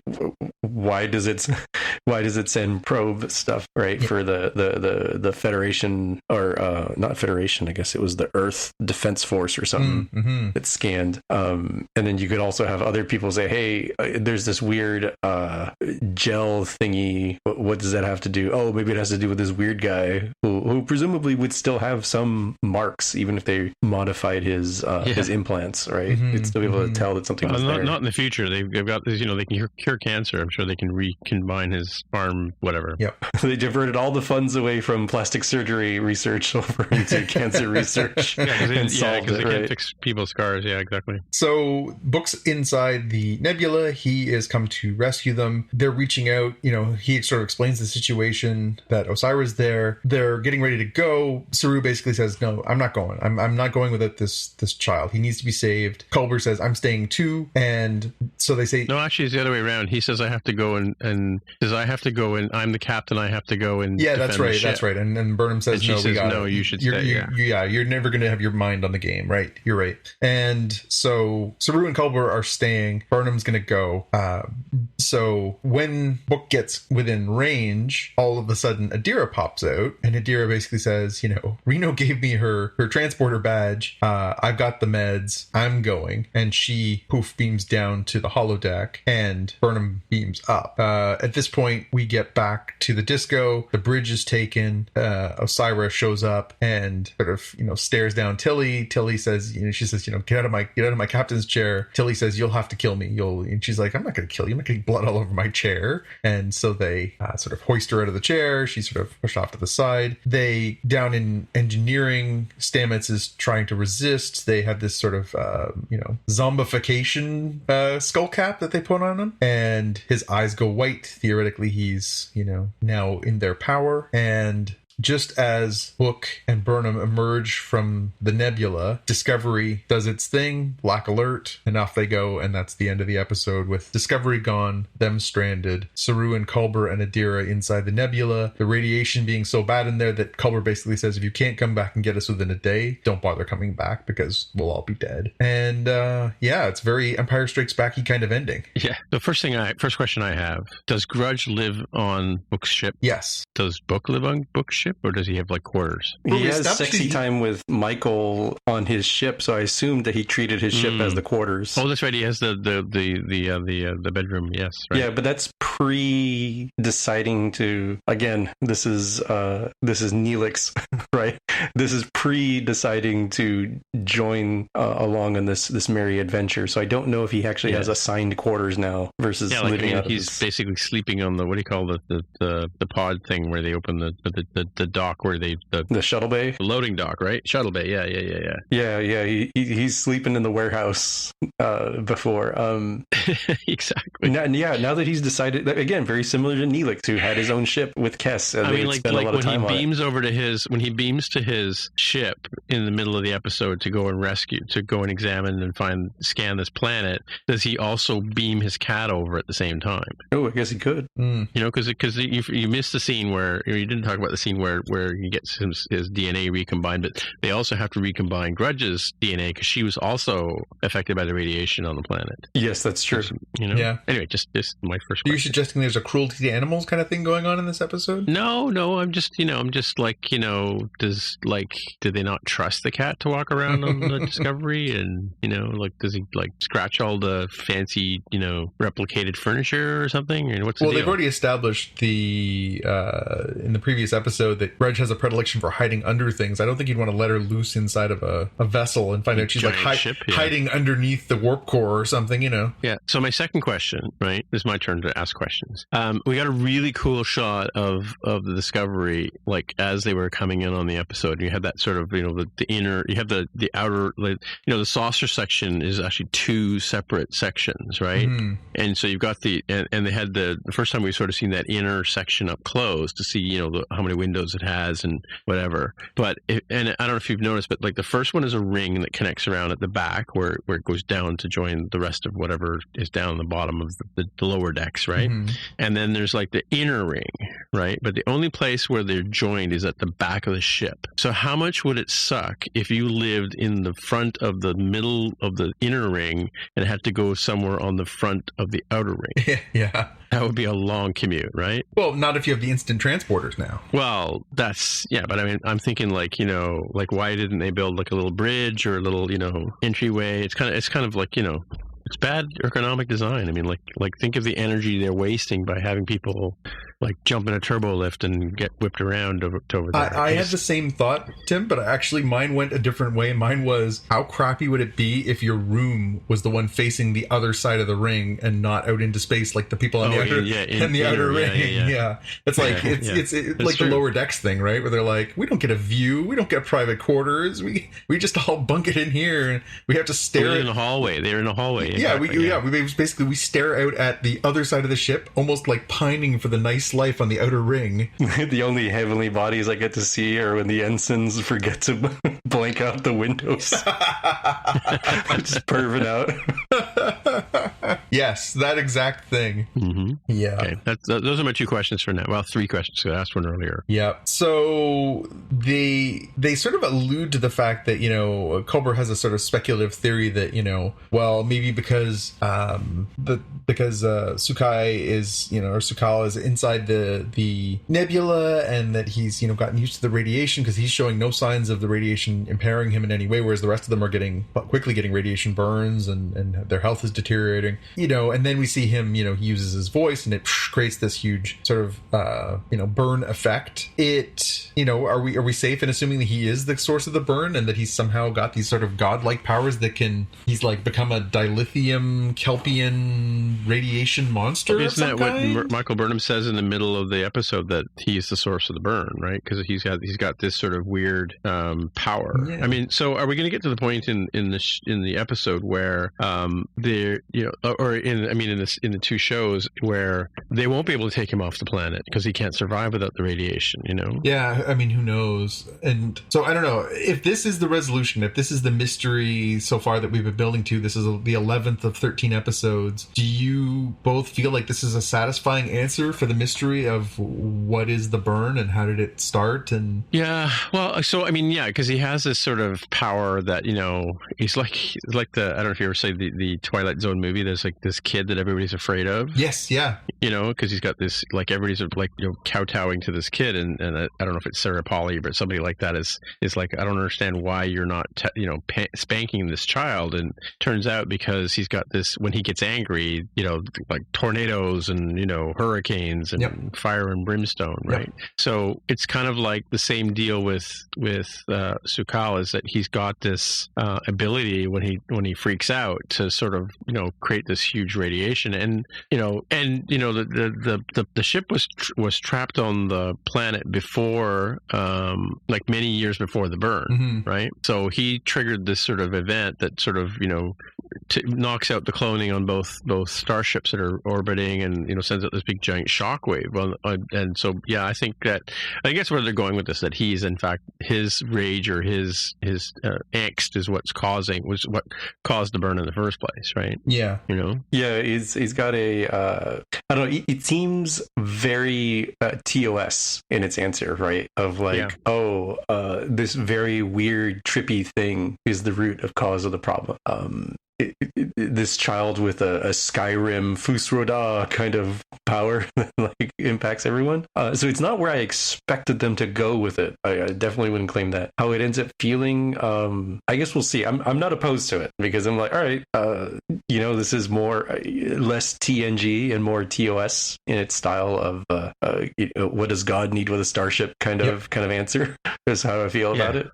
It's not unreasonable. It'll be sort of interesting to see how that ends up impacting things. Like very clearly Saru is going to be very, very challenged by this whole thing, right? He's got the the Kelpians became part of the Federation. Oh, I guess we became buddies with the Baul as well. And it's like, oh wait, we were also the cause accidentally, but the cause nevertheless of the burn will be, I think, and destroyed the Federation that he was very happy to join is going to be a very tough one for him to pick apart. Yeah, I did also have a get off my lawn moment there where the scene where Michael Burnham is giving the sort of coaching to Tilly about taking over, and it's a sort of touchy-feely, you can do this, I have faith in you, you're I'm behind you 100%, blah blah blah, but I'm going to go to the planet for a couple of minutes, but like I'm like that whole sort of touchy-feely thing that would never happen in TOS. Like no. In TOS they just beamed down the planet and started kicking butt, and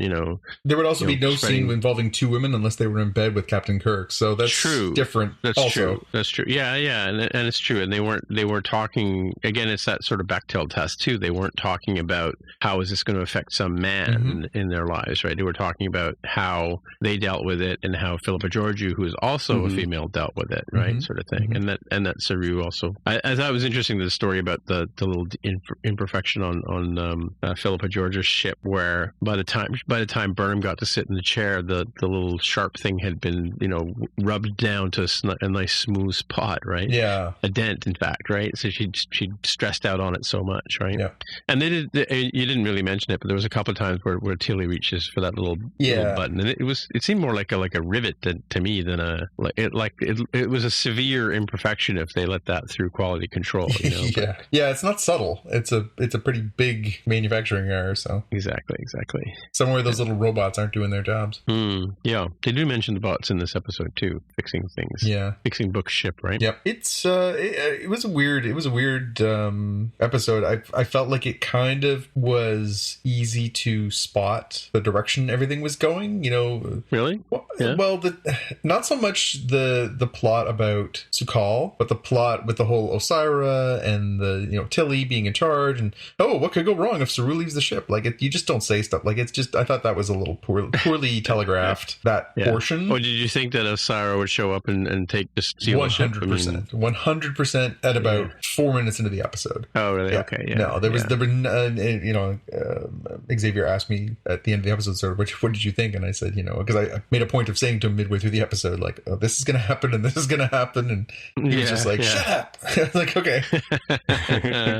Yes, man after my own heart.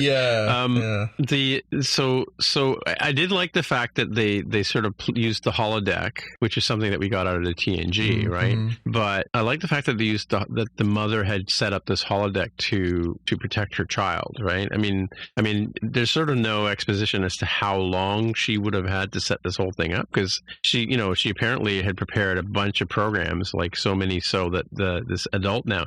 Oh yeah, and that's another question I have. But yeah, the fact that she could create this little nest for this youngling to be raised in, right? With all these, and he'd watched all the shows on YouTube, and he was like, "Where did you come from? I don't recognize this. I've not seen this show before," sort of thing, right? And the fact that the technology is breaking down over time, I don't know. I don't necessarily think it has to do with radiation, what they said, but just things wear out, or edge cases weren't planned in the programming.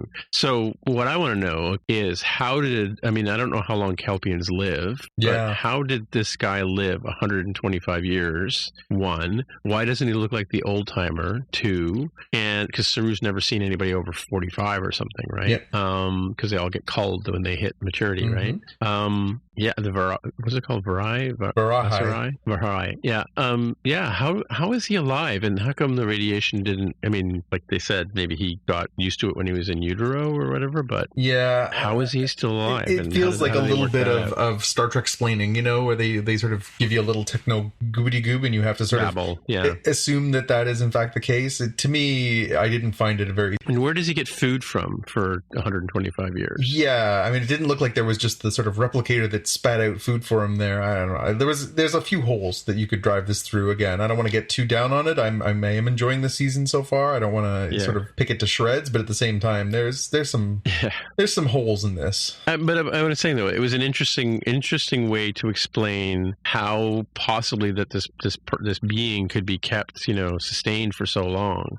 Just plug them in front of the iPad and put on YouTube and let it play on repeat, right? That's kind of how this kid was raised, right? Yeah. Yes. Yeah, I'm sure there's a commentary there on our lifestyles and how we're raising our children and all kinds of good stuff in there. Yeah. At least he doesn't have, he must be an Apple product because he doesn't have to sit through ads all the time, right? It would have been awesome if one of the characters just turned to him and said, "Try new blah blah blah." Yeah. I've never actually sat down and watched Being There, but that apparently is also a Peter Sellers character who was raised completely on television, right? Mm-hmm. Yeah, same sort of idea, right? Yeah. What do you think, Jaime? Yeah, I'm going into spoilers territory here, but looking at the titles that we can see now for episode 12 and 13, I can kind of see that this is a 3-part finale for the season, is what it feels like. If we can believe it, because they did change the title of this show just before. Right. So you're right. Given what we know now, as it currently stands, 11 is Su'Kal, 12 is Good of the People, 13 is Outside. Good of the People, I could see being like, all right, we can't let Osira have the disco and this dilithium planet. Like, maybe we might have to blow up the planet and kill the child. We may also have to destroy the Discovery and make sure that this technology isn't in her hands, right? Yeah. That could be a for the good of the people question. Like, we have to sacrifice ourselves. Yeah, and I kind of glossed over that, but it's worth mentioning, Jaime, and you make a really good point. There is one point in the episode where Tilly sort of says, you can go ahead and take the ship, but I will blow it up. Like, she's pretty adamant. Everybody looks at her. Yeah, and sort of turns around and gives her an eye of like, sorry, what now? Yeah. I mean, and that's an old trope from Star Trek too, because Kirk was constantly threatening to destroy the Enterprise when he got into a jam, right? And he said, "My toys and you can't have them," right? Yep. Yeah, and the 13th episode is currently titled Outside, which is what the child has been referring to as the outside of his hollow ship, right? And that freaks him out because when they say outside, he never doesn't know what that means, right? Yeah, because he's basically been the equivalent of having grown up in like a 1960s bunker underground, that the parents thought that the war had happened, the nuclear war had happened. Yeah, what was that movie with that guy? Those are my favorite Timisms. What was that movie with that guy? There was a movie from the movie is called Blast 90s. From the Past. Okay. Yeah, 90s, the guy 2000s. who went to Upper Canada College, right? From The Mummy. What's his name? Brendan Fraser. Yes. Yeah. And Steve, I think, is it Steve Martin, his father or something Christopher like that? Walken. Christopher Walken, right? Yeah. He's raised in this bomb shelter. Sissy Spacek's his mom and Christopher Walken's his dad. And they raise him and educate him in this thing. And then they send him out one day for, I can't remember if it's medicine or some supply. And he encounters the modern world and, sort of is like, oh my God. Yeah. Not a classic, but not a bad watch. But interesting though, like that now Star Trek has entered into this sort of this realm of what happens if you raise your kid on YouTube, right? So, or TikTok, even worse. Yeah. Well, it's the 10-second attention span, right? Yeah, exactly. Yeah. And I don't like this episode. I want to watch something else, right? Yeah. Like I have a 5-year-old that does that, right? Yeah. I don't know. It's it'll be interesting to see how this evolves. Obviously, this whole season has been building to this. The mystery, what is the burn? Yeah. The mystery, has been sort of getting enriched over the past few episodes episodes with these sort of inside those two Emperor Giorgio episodes, having the sort of, oh, it's the nebula, what's inside the nebula, okay, it's the ship, okay, oh, it's Kelpian ship, Saru's investment, the whole 9 yards. It will be interesting to see how this sort of continues to play forward. It does look like next episode will be sort of the uprising against the takeover of the ship. It'll be the, sort of everything you'd expect, everything we've seen in previous, the ship's been taken over episodes of any kind of Star Trek or sci-fi kind of thing, right? Yeah, it's interesting that from a perspective of how modern television shows are going. I mean, like that you've got, like it seemed to be that in every episode we've had so far, there's always been some sort of problem that they've managed to solve it in 45 minutes, right? And yet there's also these long arcs that run over time, and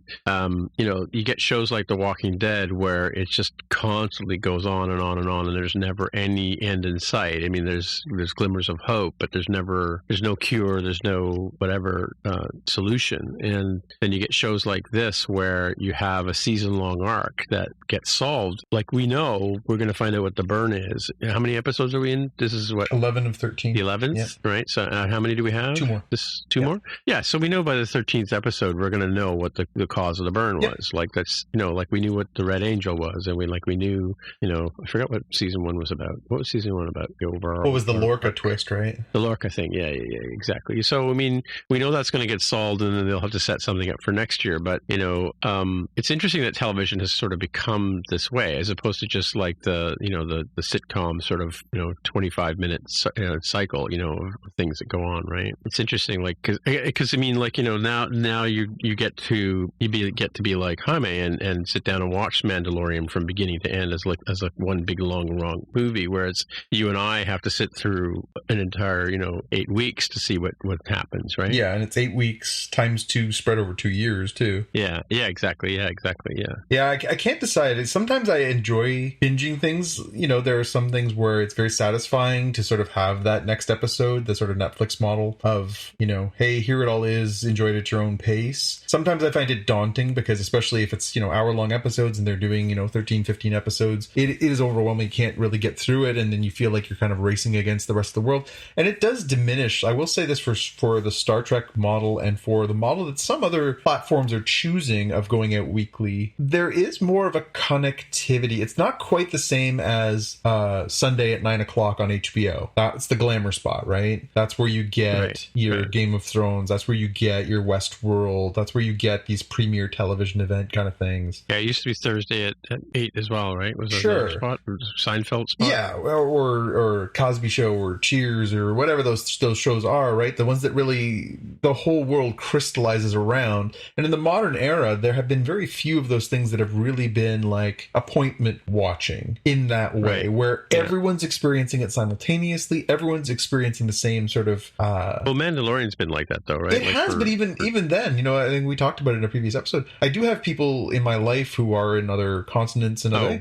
It's still not quite the same. It drops at 3 a.m. or midnight, basically, Pacific time, and wherever you are in the world, it affects you that way, right? I find like there is something to be said for that sort of connected feeling, that shared experience. We're all experiencing it at the same time. Well, the same thing we talk about going to the movies, right? Is that at the very least, if you go to see the movie at the first time, but even then, you know there's a show after yours, that there's more people watching it that weekend, so you don't go online and spoil it or anything else. Game of Thrones, one of the most interesting experiences of that was the intersection of appointment television with social media, where people would watch the episode and immediately go online and start trading ideas and theories and comments or people would be doing it in real time too. People would be like, "Oh my god, can you believe what happened to that effing dragon?" Yeah. And But did Game of Thrones come out at the same time for everybody, or like? Oh, you mean like time of day? Yeah. It's a good question. It must, because Mandalorian does that. Mandalorian does that. I can sit down and watch Mandalorian at lunchtime on Friday, but that the people who are watching are going to go watch it on Friday, right? Kind of thing. Yeah, right? When it rolls out. Game of Thrones did premiere at the same time, whether East Coast or West Coast of North America. I know that for sure because I used to listen to a live recap show where they talked about theories and everything else that went on the air at like 10:05 or 5 minutes after the episode ended, they went live on Twitter Eastern. So whether it was 9 a.m. or 9 p.m. Eastern time, it was clearly on or available at 6 p.m. on the West Coast, because then everybody was watching at the same time. Well, let's do this. Let's slide right into the watch list, because I'm going to roll this conversation piece into the watch list and just jump into my second and third point was that I just wanted to catch up that I just watched Disenchanted, and I just finished watching the second part 2, episode 10 just today, right? And we talked about that one, and now I have to wait, a couple of weeks to get the next season. And I also watched, which we talked about last week, Christmas movies that made us, right? And what's interesting about that, and I also mentioned Amazing Stories on iTunes or Apple TV. What do we call it? Apple TV Plus. So the Christmas movies that made us, there's only 2 episodes so far. Yeah. Right? Does that mean there's only 2 episodes altogether? Because I mean, there's tons of movies they could delve into, right? And so I'm kind of wondering, like in Amazing Stories, I mentioned last week that I had seen 3 episodes, but I was flipping by Apple TV the other day looking for something to watch, and I noticed that there are actually 5 episodes now, so I've got 2 more to go back and catch up. But it seems to be now that they're not just dropping all the episodes at once in these different formats. I mean, Apple's been doing this where they release on Fridays, they release new episodes for shows that they make, right?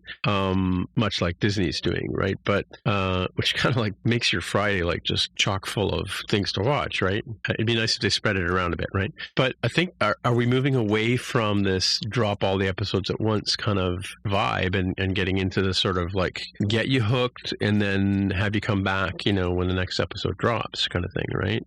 I don't think there's a right answer. I really do think it... Well, I think they're playing with it for sure. Yeah. And I think that it's fair that and there's criticisms about both. The challenge is, again, if you drop 13 episodes of a must-see TV kind of thing like Stranger Things, it does kind of skew the experience. You aren't having those sort of shared and also it's good for the brands. I think what these broadcasters, whether it's traditional or streaming services, are learning is you can put this stuff out there week in one big dump, but then the conversation about that comes and goes in like a week and a half, 10 days tops. That's stretching it. Whereas if you do week by week by week by week with things like Mandalorian, Game of Thrones, insert program here, if you do these week after week drops, The Boys did that for Amazon Prime. Right. The conversation continues and the momentum builds, it seems. Like people are, did you see episode 1? Oh, it was really good. Did you see episode 1? Oh, okay. And then more people it starts to snowball, right?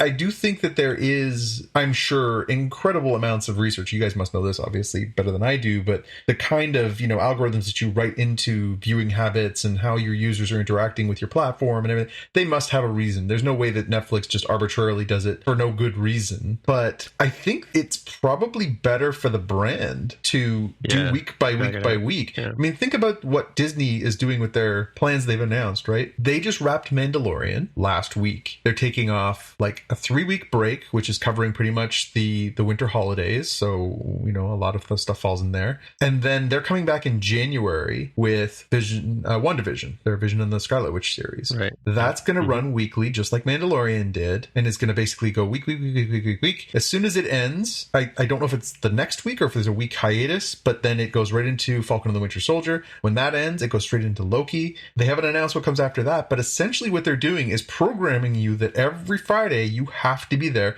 So you have to keep your subscription, Jaime, sorry. You have to keep your subscription because they want you to be there every single week. They want you to feel you're getting value every single week for your product, but they're also saying, hey, I have to check in with Disney Plus every week, and then we're going to be talking about it, and we're going to be talking about all their different products in a non-stop way. That's smart. That's super smart. In a way that I think continues, like, I love Stranger Things. I think it's been a great program. I've really enjoyed the work that they've done on it. But between seasons, I never think about it. Not me at too. all. And it's no disparagement to the quality of the program. It's no disparagement to the performers, like the show creators, or anything else. All it is that when the show comes out, I would say I hardcore binge it, but I'll probably watch it over the course of a week. I'll watch the whole whole thing. You probably watch 2 or 3 episodes a night. Sure. You kind of get through it. And that, I mean, to me, and that kind of sullies the experience because you kind of binge through 3 or 4 episodes. You don't really have time to digest the middle one or the first one, right? Yeah. And I think that's so. What the boys did this year was, I'm sure they had all 8 episodes in the can. They released 2 of them to get you started, right? And then they just one, and I was there every week when it dropped to watch it. You know, I mean, that to me that's a better formula. I guess the question is, like, how much faith do you have in those first 2 episodes that you're going to actually create an audience, right? You know, the boys, they didn't do that for the boys' first season. I think the first season, I can't remember, did they drop them all at once? I can't remember. I think they dropped them all at once. Yeah, so they had the audience, they had the return audience coming for season 2, right? Such a good show, but interesting. I just thought it was interesting that because Disenchanted, I mean, I've been flipping by it. It's been out for 3 years now, I guess, right? Like, did that one drop all at once? Yes. And so in January 10th or whenever it's coming out, we'll get part 3. And interesting, they're not calling it season 3, right? They're calling it part 3, right? Yeah. So yeah, it's interesting the way that the different services are choosing, and again, I think it's really interesting because the story behind Netflix is that they have sort of been reticent to give out numbers over the years, right? They don't want to talk about their audience. They just say, "Oh, this one did really well. Oh, this one's canceled." They don't really get too far into it, but it was interesting to see the way that they're doing that way. Right. You know, they must have a method to it that says, you know, if we drop it all at once, we get the numbers that are satisfying for us in the way that they're satisfying for us, and therefore we go forward, right? Yeah. Anyway. All right, well, speaking of watching things, I'm going to do my second pick now. We've talked about this on the show before, but this is an interesting post, and I can't remember. This is one of the ones that I was talking about before we started recording today. I posted some things, and then they disappeared on me on our Google Notes, which I wasn't sure about. So I went and I just did a Google search, and I found this particular link. So I don't know if this is the same one I was talking about before, but what I am talking about is how to watch Star Wars movies in order. And this is something interesting believe it or not, I don't know if you know this or not, John, but there are people who've never seen Star Wars. I'll let that sink in for a minute. Anyway. Are they better than us or worse than us? I can't decide. I don't know. But I do know people who have never seen it before. But anyway, so there's this page, and I'm going to have a link in the show notes for folks, is really cool because it's got Star Wars in chronological order, and it's the order in which they're numbered, right? So you have Episode 1, The Phantom Menace, which actually was 32 years after the original movie, and you watch these all in reverse order. My problem with watching them in chronological order is the state of the art of movie making. I still think New Hope, I've always said A New Hope is an amazing movie, and so is Empire Strikes Back, but they're very much movies from the 70s and 80s, right? Sort of style. So anyway, so you can watch them, from Episode 1 to Episode 11, which is Rise of Skywalker, right? And now they're calling that the Skywalker saga, right? You can watch them in release order, which is the order in which Jonathan and I watched them, A New Hope, all the way up to, taking that 32-year break or whatever it was, or it was 17-year break, I think, between Return of the Jedi and Phantom Menace, right? So it was 83 to 99, 16 99 years. to 83, yeah. 16 years. 16, felt like 17 years. Anyway, and then going and standing in line I think since Phantom Menace came out, I've been standing in line on day one for all of these movies, right? Well, we don't stand in line anymore, but now we queue up to get our tickets on the day they go on sale. Yeah, and then there's this new one, which is the Ultimate Star Wars viewing order, including Mandalorian and Clone Wars. Oh, Lord. Right. So you've got, Phantom Menace, Attack of the Clones, the Clone Wars animated series, the Clone Wars animated movie.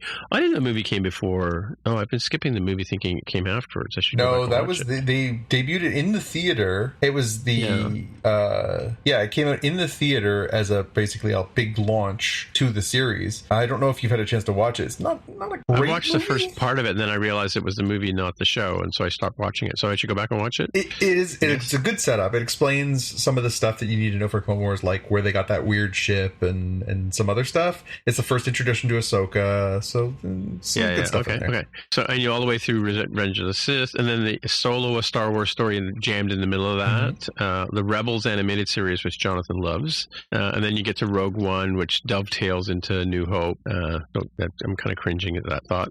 And then then you've got Return of the Jedi, Mandalorian, and then you've got Resistance animated series. Is that new? Resistance comes right before the Force Awakens, and it's the most familiar character in there is Poe Dameron. It's basically about the Resistance against the First Order after the First Order starts to come. So it's basically the creation of the Second Rebellion. It's basically Rebels Part 2. Right. And well, and it's also, so is that like, when did that come out? I don't know. 4 years ago. Okay, so yeah, it's all on Disney Plus too. Okay, cool.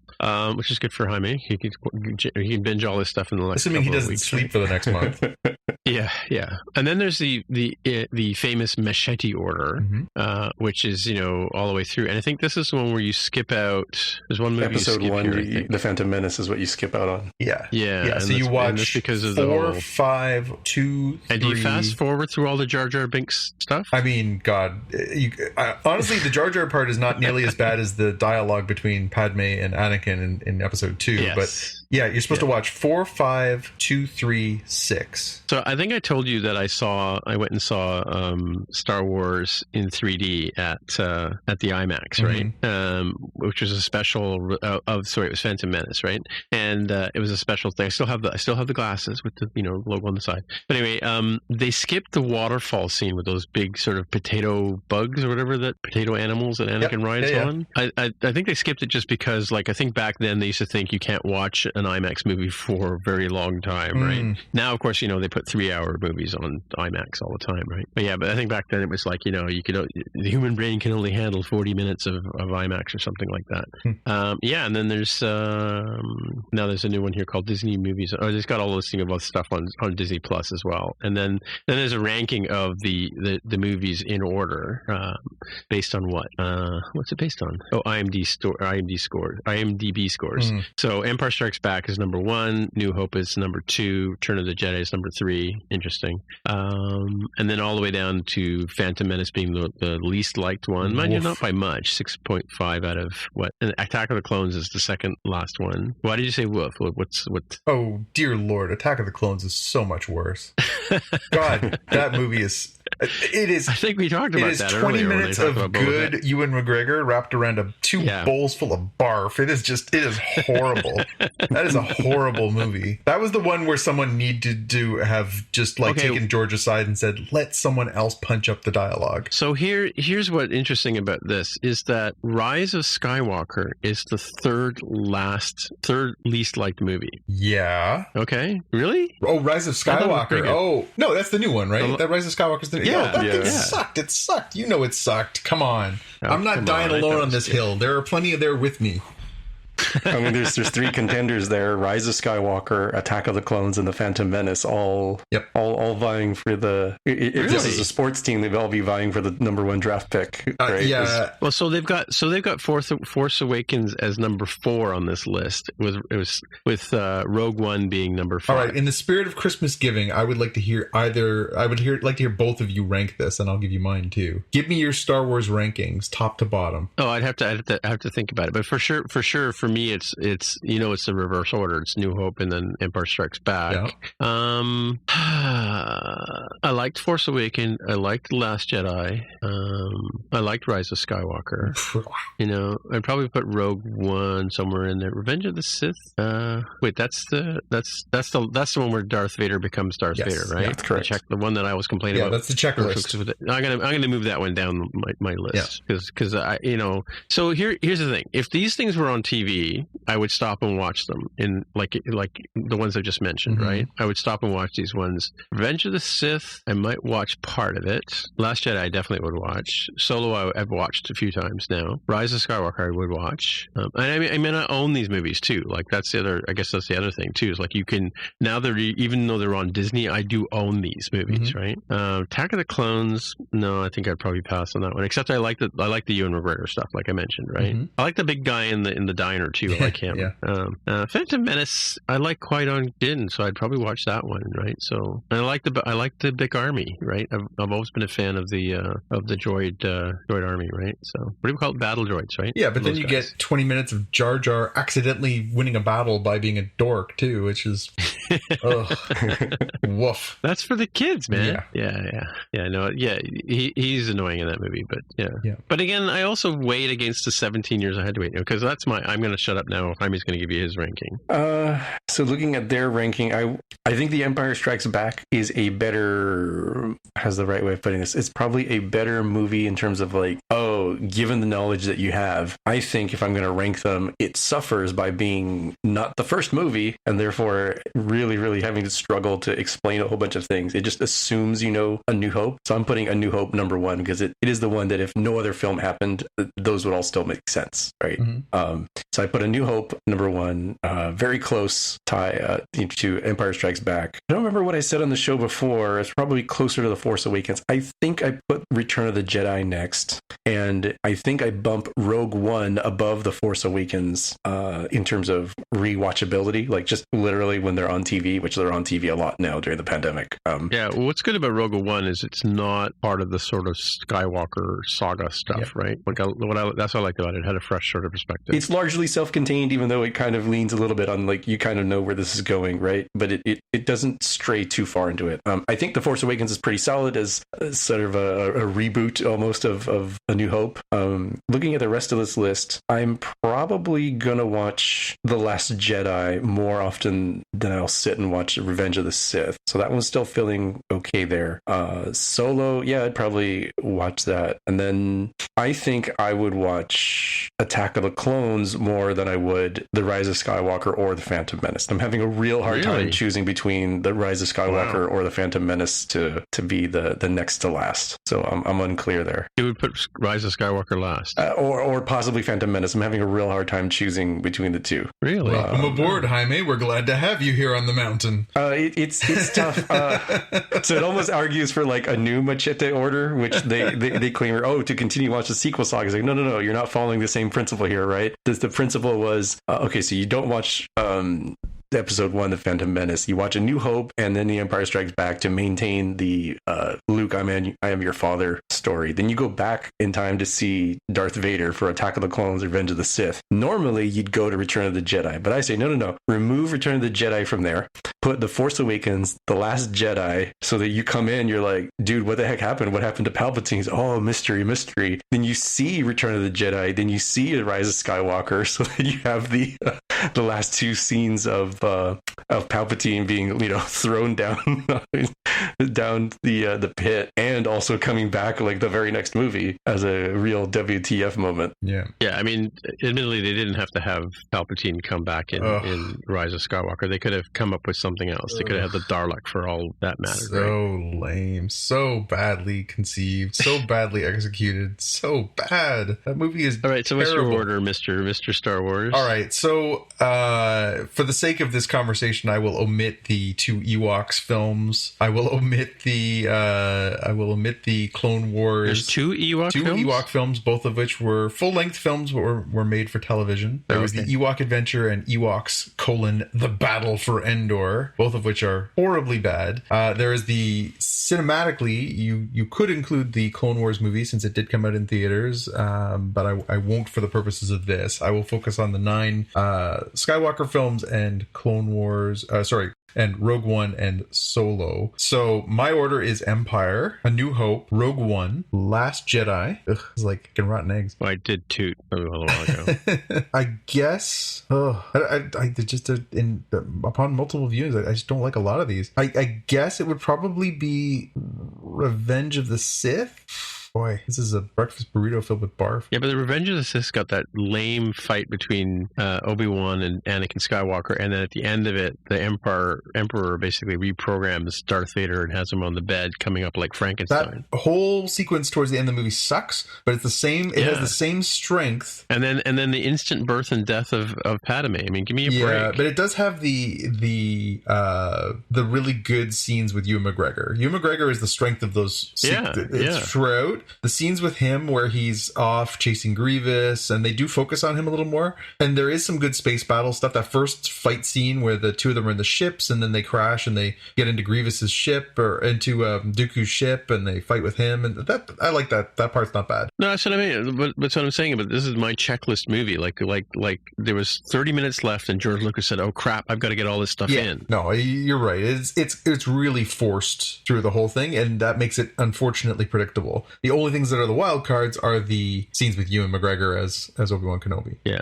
Admittedly, anything he's been in is great. Yep. From there, I guess I've got to choose between Rise of Skywalker, Force Awakens, Attack of the Clones, The Phantom Menace, and Solo. So I would probably say Solo is probably better than those, although I liked the performances. I didn't think Alden Ehrenreich was bad. I just found that was, again, exactly what you're describing to him, was playing the hits. I enjoyed Force Awakens because, again, I liked the performances and I thought it was good. I just thought it was really derivative. It was basically a not as good copy of New Hope. So that would be my next one. I think that leaves me with Rise of Skywalker and Attack of the Clones and Phantom Menace. I would probably choose Phantom Menace because I enjoy Liam Neeson and Ewan McGregor, and the fight scene between them and Ray Parks' Darth Maul is fantastic. Yeah, that makes the movie. The John Williams score and them fighting for like 15 minutes is really good. Well, you forgot about the young kid blowing up the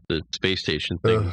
Now this is pod racing. Kill me. Anyways, the last two, it's down to Rise of Skywalker and Attack of the Clones, and Rise of Skywalker is a convoluted, badly made mess that speaks to the huge deficiency in J.J. Abrams' ability to finish what he starts, but it's still a better movie than Attack of the Clones, because that is, at times, it is turn off the television and leave the room bad. There are some scenes in that. There are some scenes that are fantastic. You're right. The whole part with Ewan McGregor where he's going to Camino and he's sort of unraveling the mystery and all, that part's really watchable. And then they cut to the Padme and Anakin stuff and you're like, this is the worst B-movie claptrap I've ever seen. It is horrible. Yeah. So let me ask you a question. So if you have these 9 movies and the 3 or 4 Terminator or Transformer movies, now how do you rate them? Ooh, yeah, no, they're better than the Transformer movies. I mean, okay, so we should circle back to the same point that I think we've made multiple times on these shows, which is any Trek is good Trek, any Star Wars is good Star Wars. Yeah. Like, the worst that it gets is still pretty darn watchable stuff. You know, I will always be able to find parts of it that I really enjoy. I love the imagination that goes into it. I found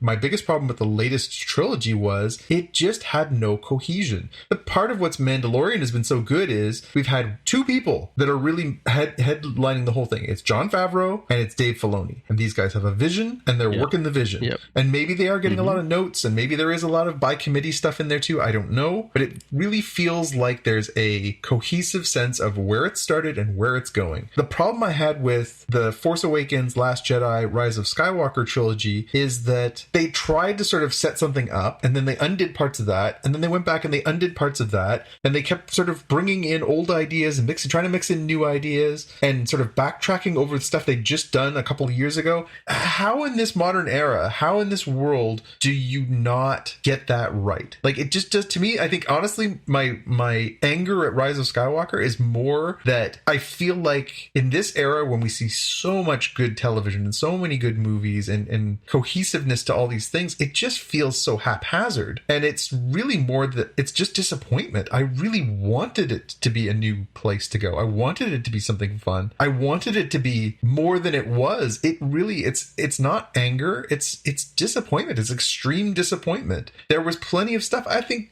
Rey is a great character. I think Finn is a great character. I think Poe Dameron's a great character, but none of it all worked together. And I think the whole, this character is in love with this character, but this character is not in love with this character, and none of that resolves. And the Emperor came back. We're not going to tell you how, why, or like, how do you not go into this with an overarching, hey, we're making a trilogy. This is what it's going to be about. This is how the trilogy starts. This is what the middle part does. And this is how the end does. How do you have Rian Johnson write a completely separate movie from what JJ did and then have JJ come and undo it? Like, how do you do that? That's just so weak. Yeah. All right. I'm putting my soapbox away. It's Christmas. Yeah. So you guys haven't watched the Christmas movies that made us thing yet, right? Because holiday movies, I guess it's called, right? Because I'm curious to see what you guys think about the Nightmare Before Christmas. I just watched that this afternoon and I was surprised by some of the things in it. Anyway, let's move on to Jaime and his pick. Yeah, my pick, because because our household just recently watched Tenet because we got it from I think we had a coupon to use at Redbox, so we used it on Tenet, which had just come out on DVD or Blu-ray. And enjoyable movie, good movie, long movie, 2.5 hours. And I found this video from Cracked, the former comedy magazine, now comedy website, where they have remade Tenet for only $20. So spoilers if you haven't seen the movie. It's 3 minutes and 23 seconds of them parodying the major scenes for the movie. It's pretty entertaining, probably more so if you've actually seen the movie. I recommend giving it a watch. All right. Cool. All right, John. I got a couple. One's an obvious one. Wonder Woman's coming out. I think all three of us are keen to see if, after this one being delayed so much. Only curious to see it come out and see the light of day. I am, but it feels like because it has been this sort of moving target for so long, there has been this expectation built around it. I don't know how it lives up to that. So yeah, that's what worries me. Is it going to be a lunch bag list? Yeah, I've seen a couple of headlines on reviews. The Times did a review today, and a few other places that have obviously put reviews out. I'm a little concerned that people will judge it unfairly against the backdrop of the pandemic and how they had to view it. And I'm going to try and go in with as open in mind as I can. I enjoyed the first picture. I thought it was really well done. I thought Gal Gadot was really good, and I like Kristen Wiig very much. And I'm curious to see what she does as the villain. I'm going to try and keep an open mind, but that one's definitely on my to-do list over this between this episode and our next episode. The other one I wanted to mention was, as I've been trying to watch a few movies since I'm now on vacation, I watched Palm Springs, which came out earlier this year on Hulu in the United States and just came here to Canada on Amazon Prime here in Canada. And I put this one in here because it does actually kind of fall into our milieu of the podcast. It is a bit of sci-fi. The idea of it is that it stars Andy Samberg from Brooklyn Nine-Nine and Saturday Night Live, and Kristen Milioti, who was the mom on the final season of How I Met Your Mother. She was also in a really great episode of Black Mirror as well in season 2, I think. The idea is that he's trapped in a temporal paradox, similar to Groundhog's Day. The idea is that whenever he falls asleep, his day starts over again, and he's always at this wedding or where his girlfriend is in the wedding party. And he basically is stuck in this loop, and he accidentally gets the Kristen Milioti character stuck in the same loop. And it's got some hints of these other type of, obviously this as a sci-fi storytelling method. It's not unfamiliar territory, but where they go with it, how the two of them deal with it together and separately, and then some of the ways that sort of plays out is extremely funny and fun and interesting. And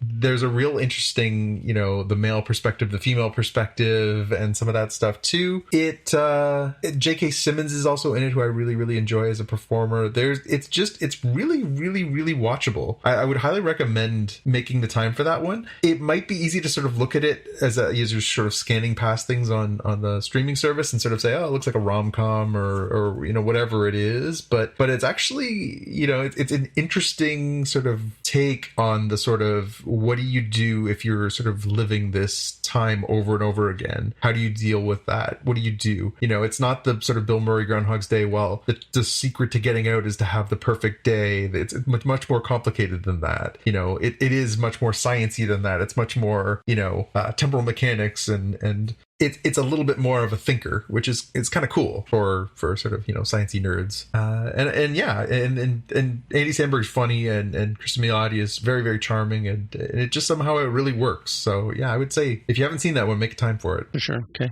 Cool. Well, I guess that's it for another week, right? Mm-hmm. Another year. No, we got one more this year. One more in the calendar year. One more. Okay. Well, yeah. And by the way, it's Merry Christmas for those of you, it's now Christmas here in this part of the world. I mean, it's got a few more hours to go. Yeah. Merry Christmas. And it's a white Christmas here too. We're getting dumped on as we speak. Yeah. It's supposed to be like really, really a lot of snow. Anywho, I guess that's it. So, Jaime, if people want to get in touch with you, where would they find you? I'm on Twitter as @DevWithAHair. All right. And Jonathan, if people want to get in touch with you? I'm on Twitter and Instagram as @JPK News. All right. My name is Timitra, TIMMITRA on the Twitter machine is where you'll find me. So until next time, we'll see you in the future. Bye. Bye. Merry Christmas. Bye.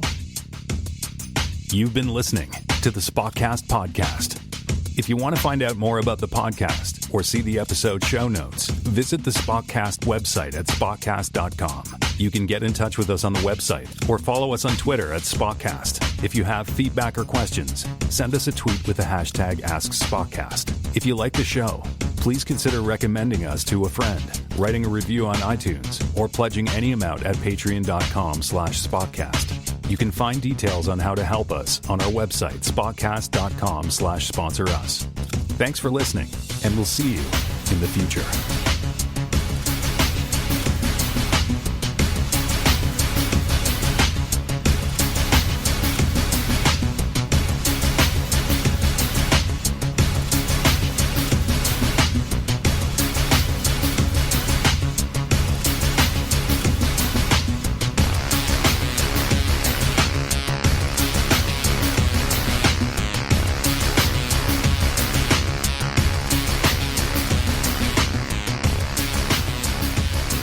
It's getting cold here because the thermostat turns itself off around midnight. So Yep. I'm good to call it a day. It was a long episode. Yeah. Well, we kind of went off on Star Wars at the end there. Yeah. Well, we went off on Mandalorian as well. True. And that whole Star Trek thing as well. Yeah. It's been a good week for sci-fi, though.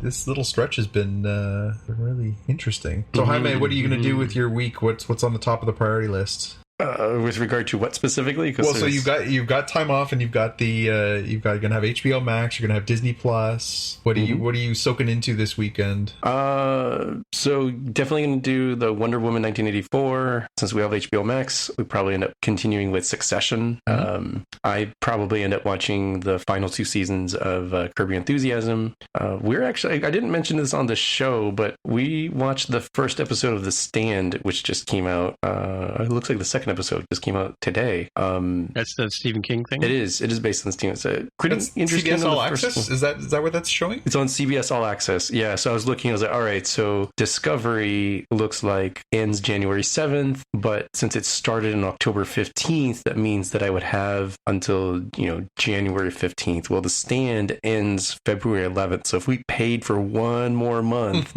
after Disco, we would be able to watch the entirety of The Stand. So that's how they get you. Yeah, maybe. Because The Stand is just so perfectly timed for the current pandemic world where the world is decimated by a plague, and so I feel I didn't add it to the watch list because I was still a little unsure how I felt about it. It's like, is this escapism or is this just throwing salt in the wound given the current state of the world? Yeah, but don't you find that your perspective has changed on some of these? Like, I think I watched. What did I watch?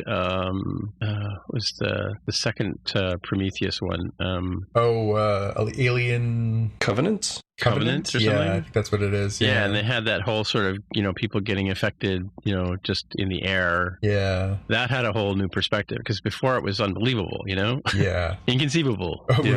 I was out doing some last minute shopping before our big lockdown starts and Christmas starts today, and one of the stores we went into had a bunch of board games and sort of those interactive games that you play as a group, and of course there's a series called Pandemic that is a series of those sort of play together RPG kind of games. Xavier looked at them and was like, well, that's aged badly. I was like, yeah, that's pretty bang on. Who wants to play the Pandemic game? Like, hard pass. Yeah. I'm playing it in real life. It's not as fun as it seems. Yeah, how do you play it? You go home and you don't talk to each other for like 4 months. Yeah, exactly. Yep. Craziness. So, Jaime, I don't know if you know, we're in a hard lockdown now from now until the 23rd of January at the earliest. The entire province of Ontario, that is. Well, from Sudbury down. Well, that's it. They're doing it for 2 weeks. We're doing it for a full month. Yeah. I see. Yeah, we're in the second part of we're in the extended part because it started prior to Thanksgiving, and then right before it was about to end, it said, oh yeah, actually we're going to extend it through after New Year's. I think it's like a week or two after New Year's. So have the numbers been going down there at least? I'm so burnt out on the news I can't even remember which direction the numbers are going. I think Washington State must be doing better because it's not on the states list that have been trending higher. So it is at the very least evened out, if nothing else. We had another record day today.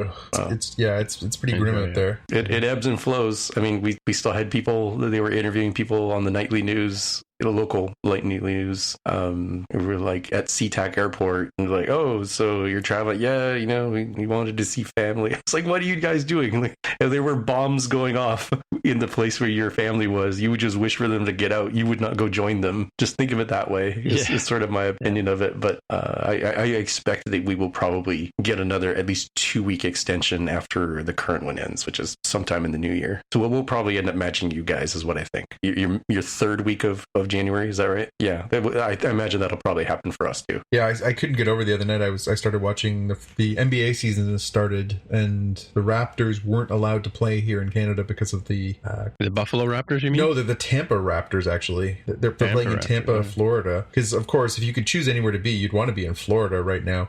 It is shocking to me because I watched that, and then I watched a little bit of some of the other games which are happening in NBA stadiums, and there were fans in the stands for some of them. Like, depending on the conditions and the restrictions in some of those areas, there were fans, and I just could not wrap my head around that. Like that anywhere feels that safe right now. It just seems flabbergasting. It's not. Harden was caught at the strip clubs and that's protocol. That's the allegation. They say he said he wasn't in a strip club. They say he was in a strip club, but yeah. It seems so fraught. Like it all seems so overwhelming right now still. Yeah, I think they need to do the bubble again for the season. I know it sucks. I know they didn't like it the first time, but it's probably the most practical one. Otherwise, you end up like the NFL, which is skating on real thin ice with regard to what ends up happening for teams. Yeah. Well, I guess all you can do is sit back and watch from afar. Right. Basics out of control. All right, folks. Have a Merry Christmas. All right. Yeah. Have a Merry Christmas, guys. Merry Christmas. Merry Christmas. Talk to you next week. Talk to you later. Talk to you later. Yep. All right, see ya. Bye. Bye.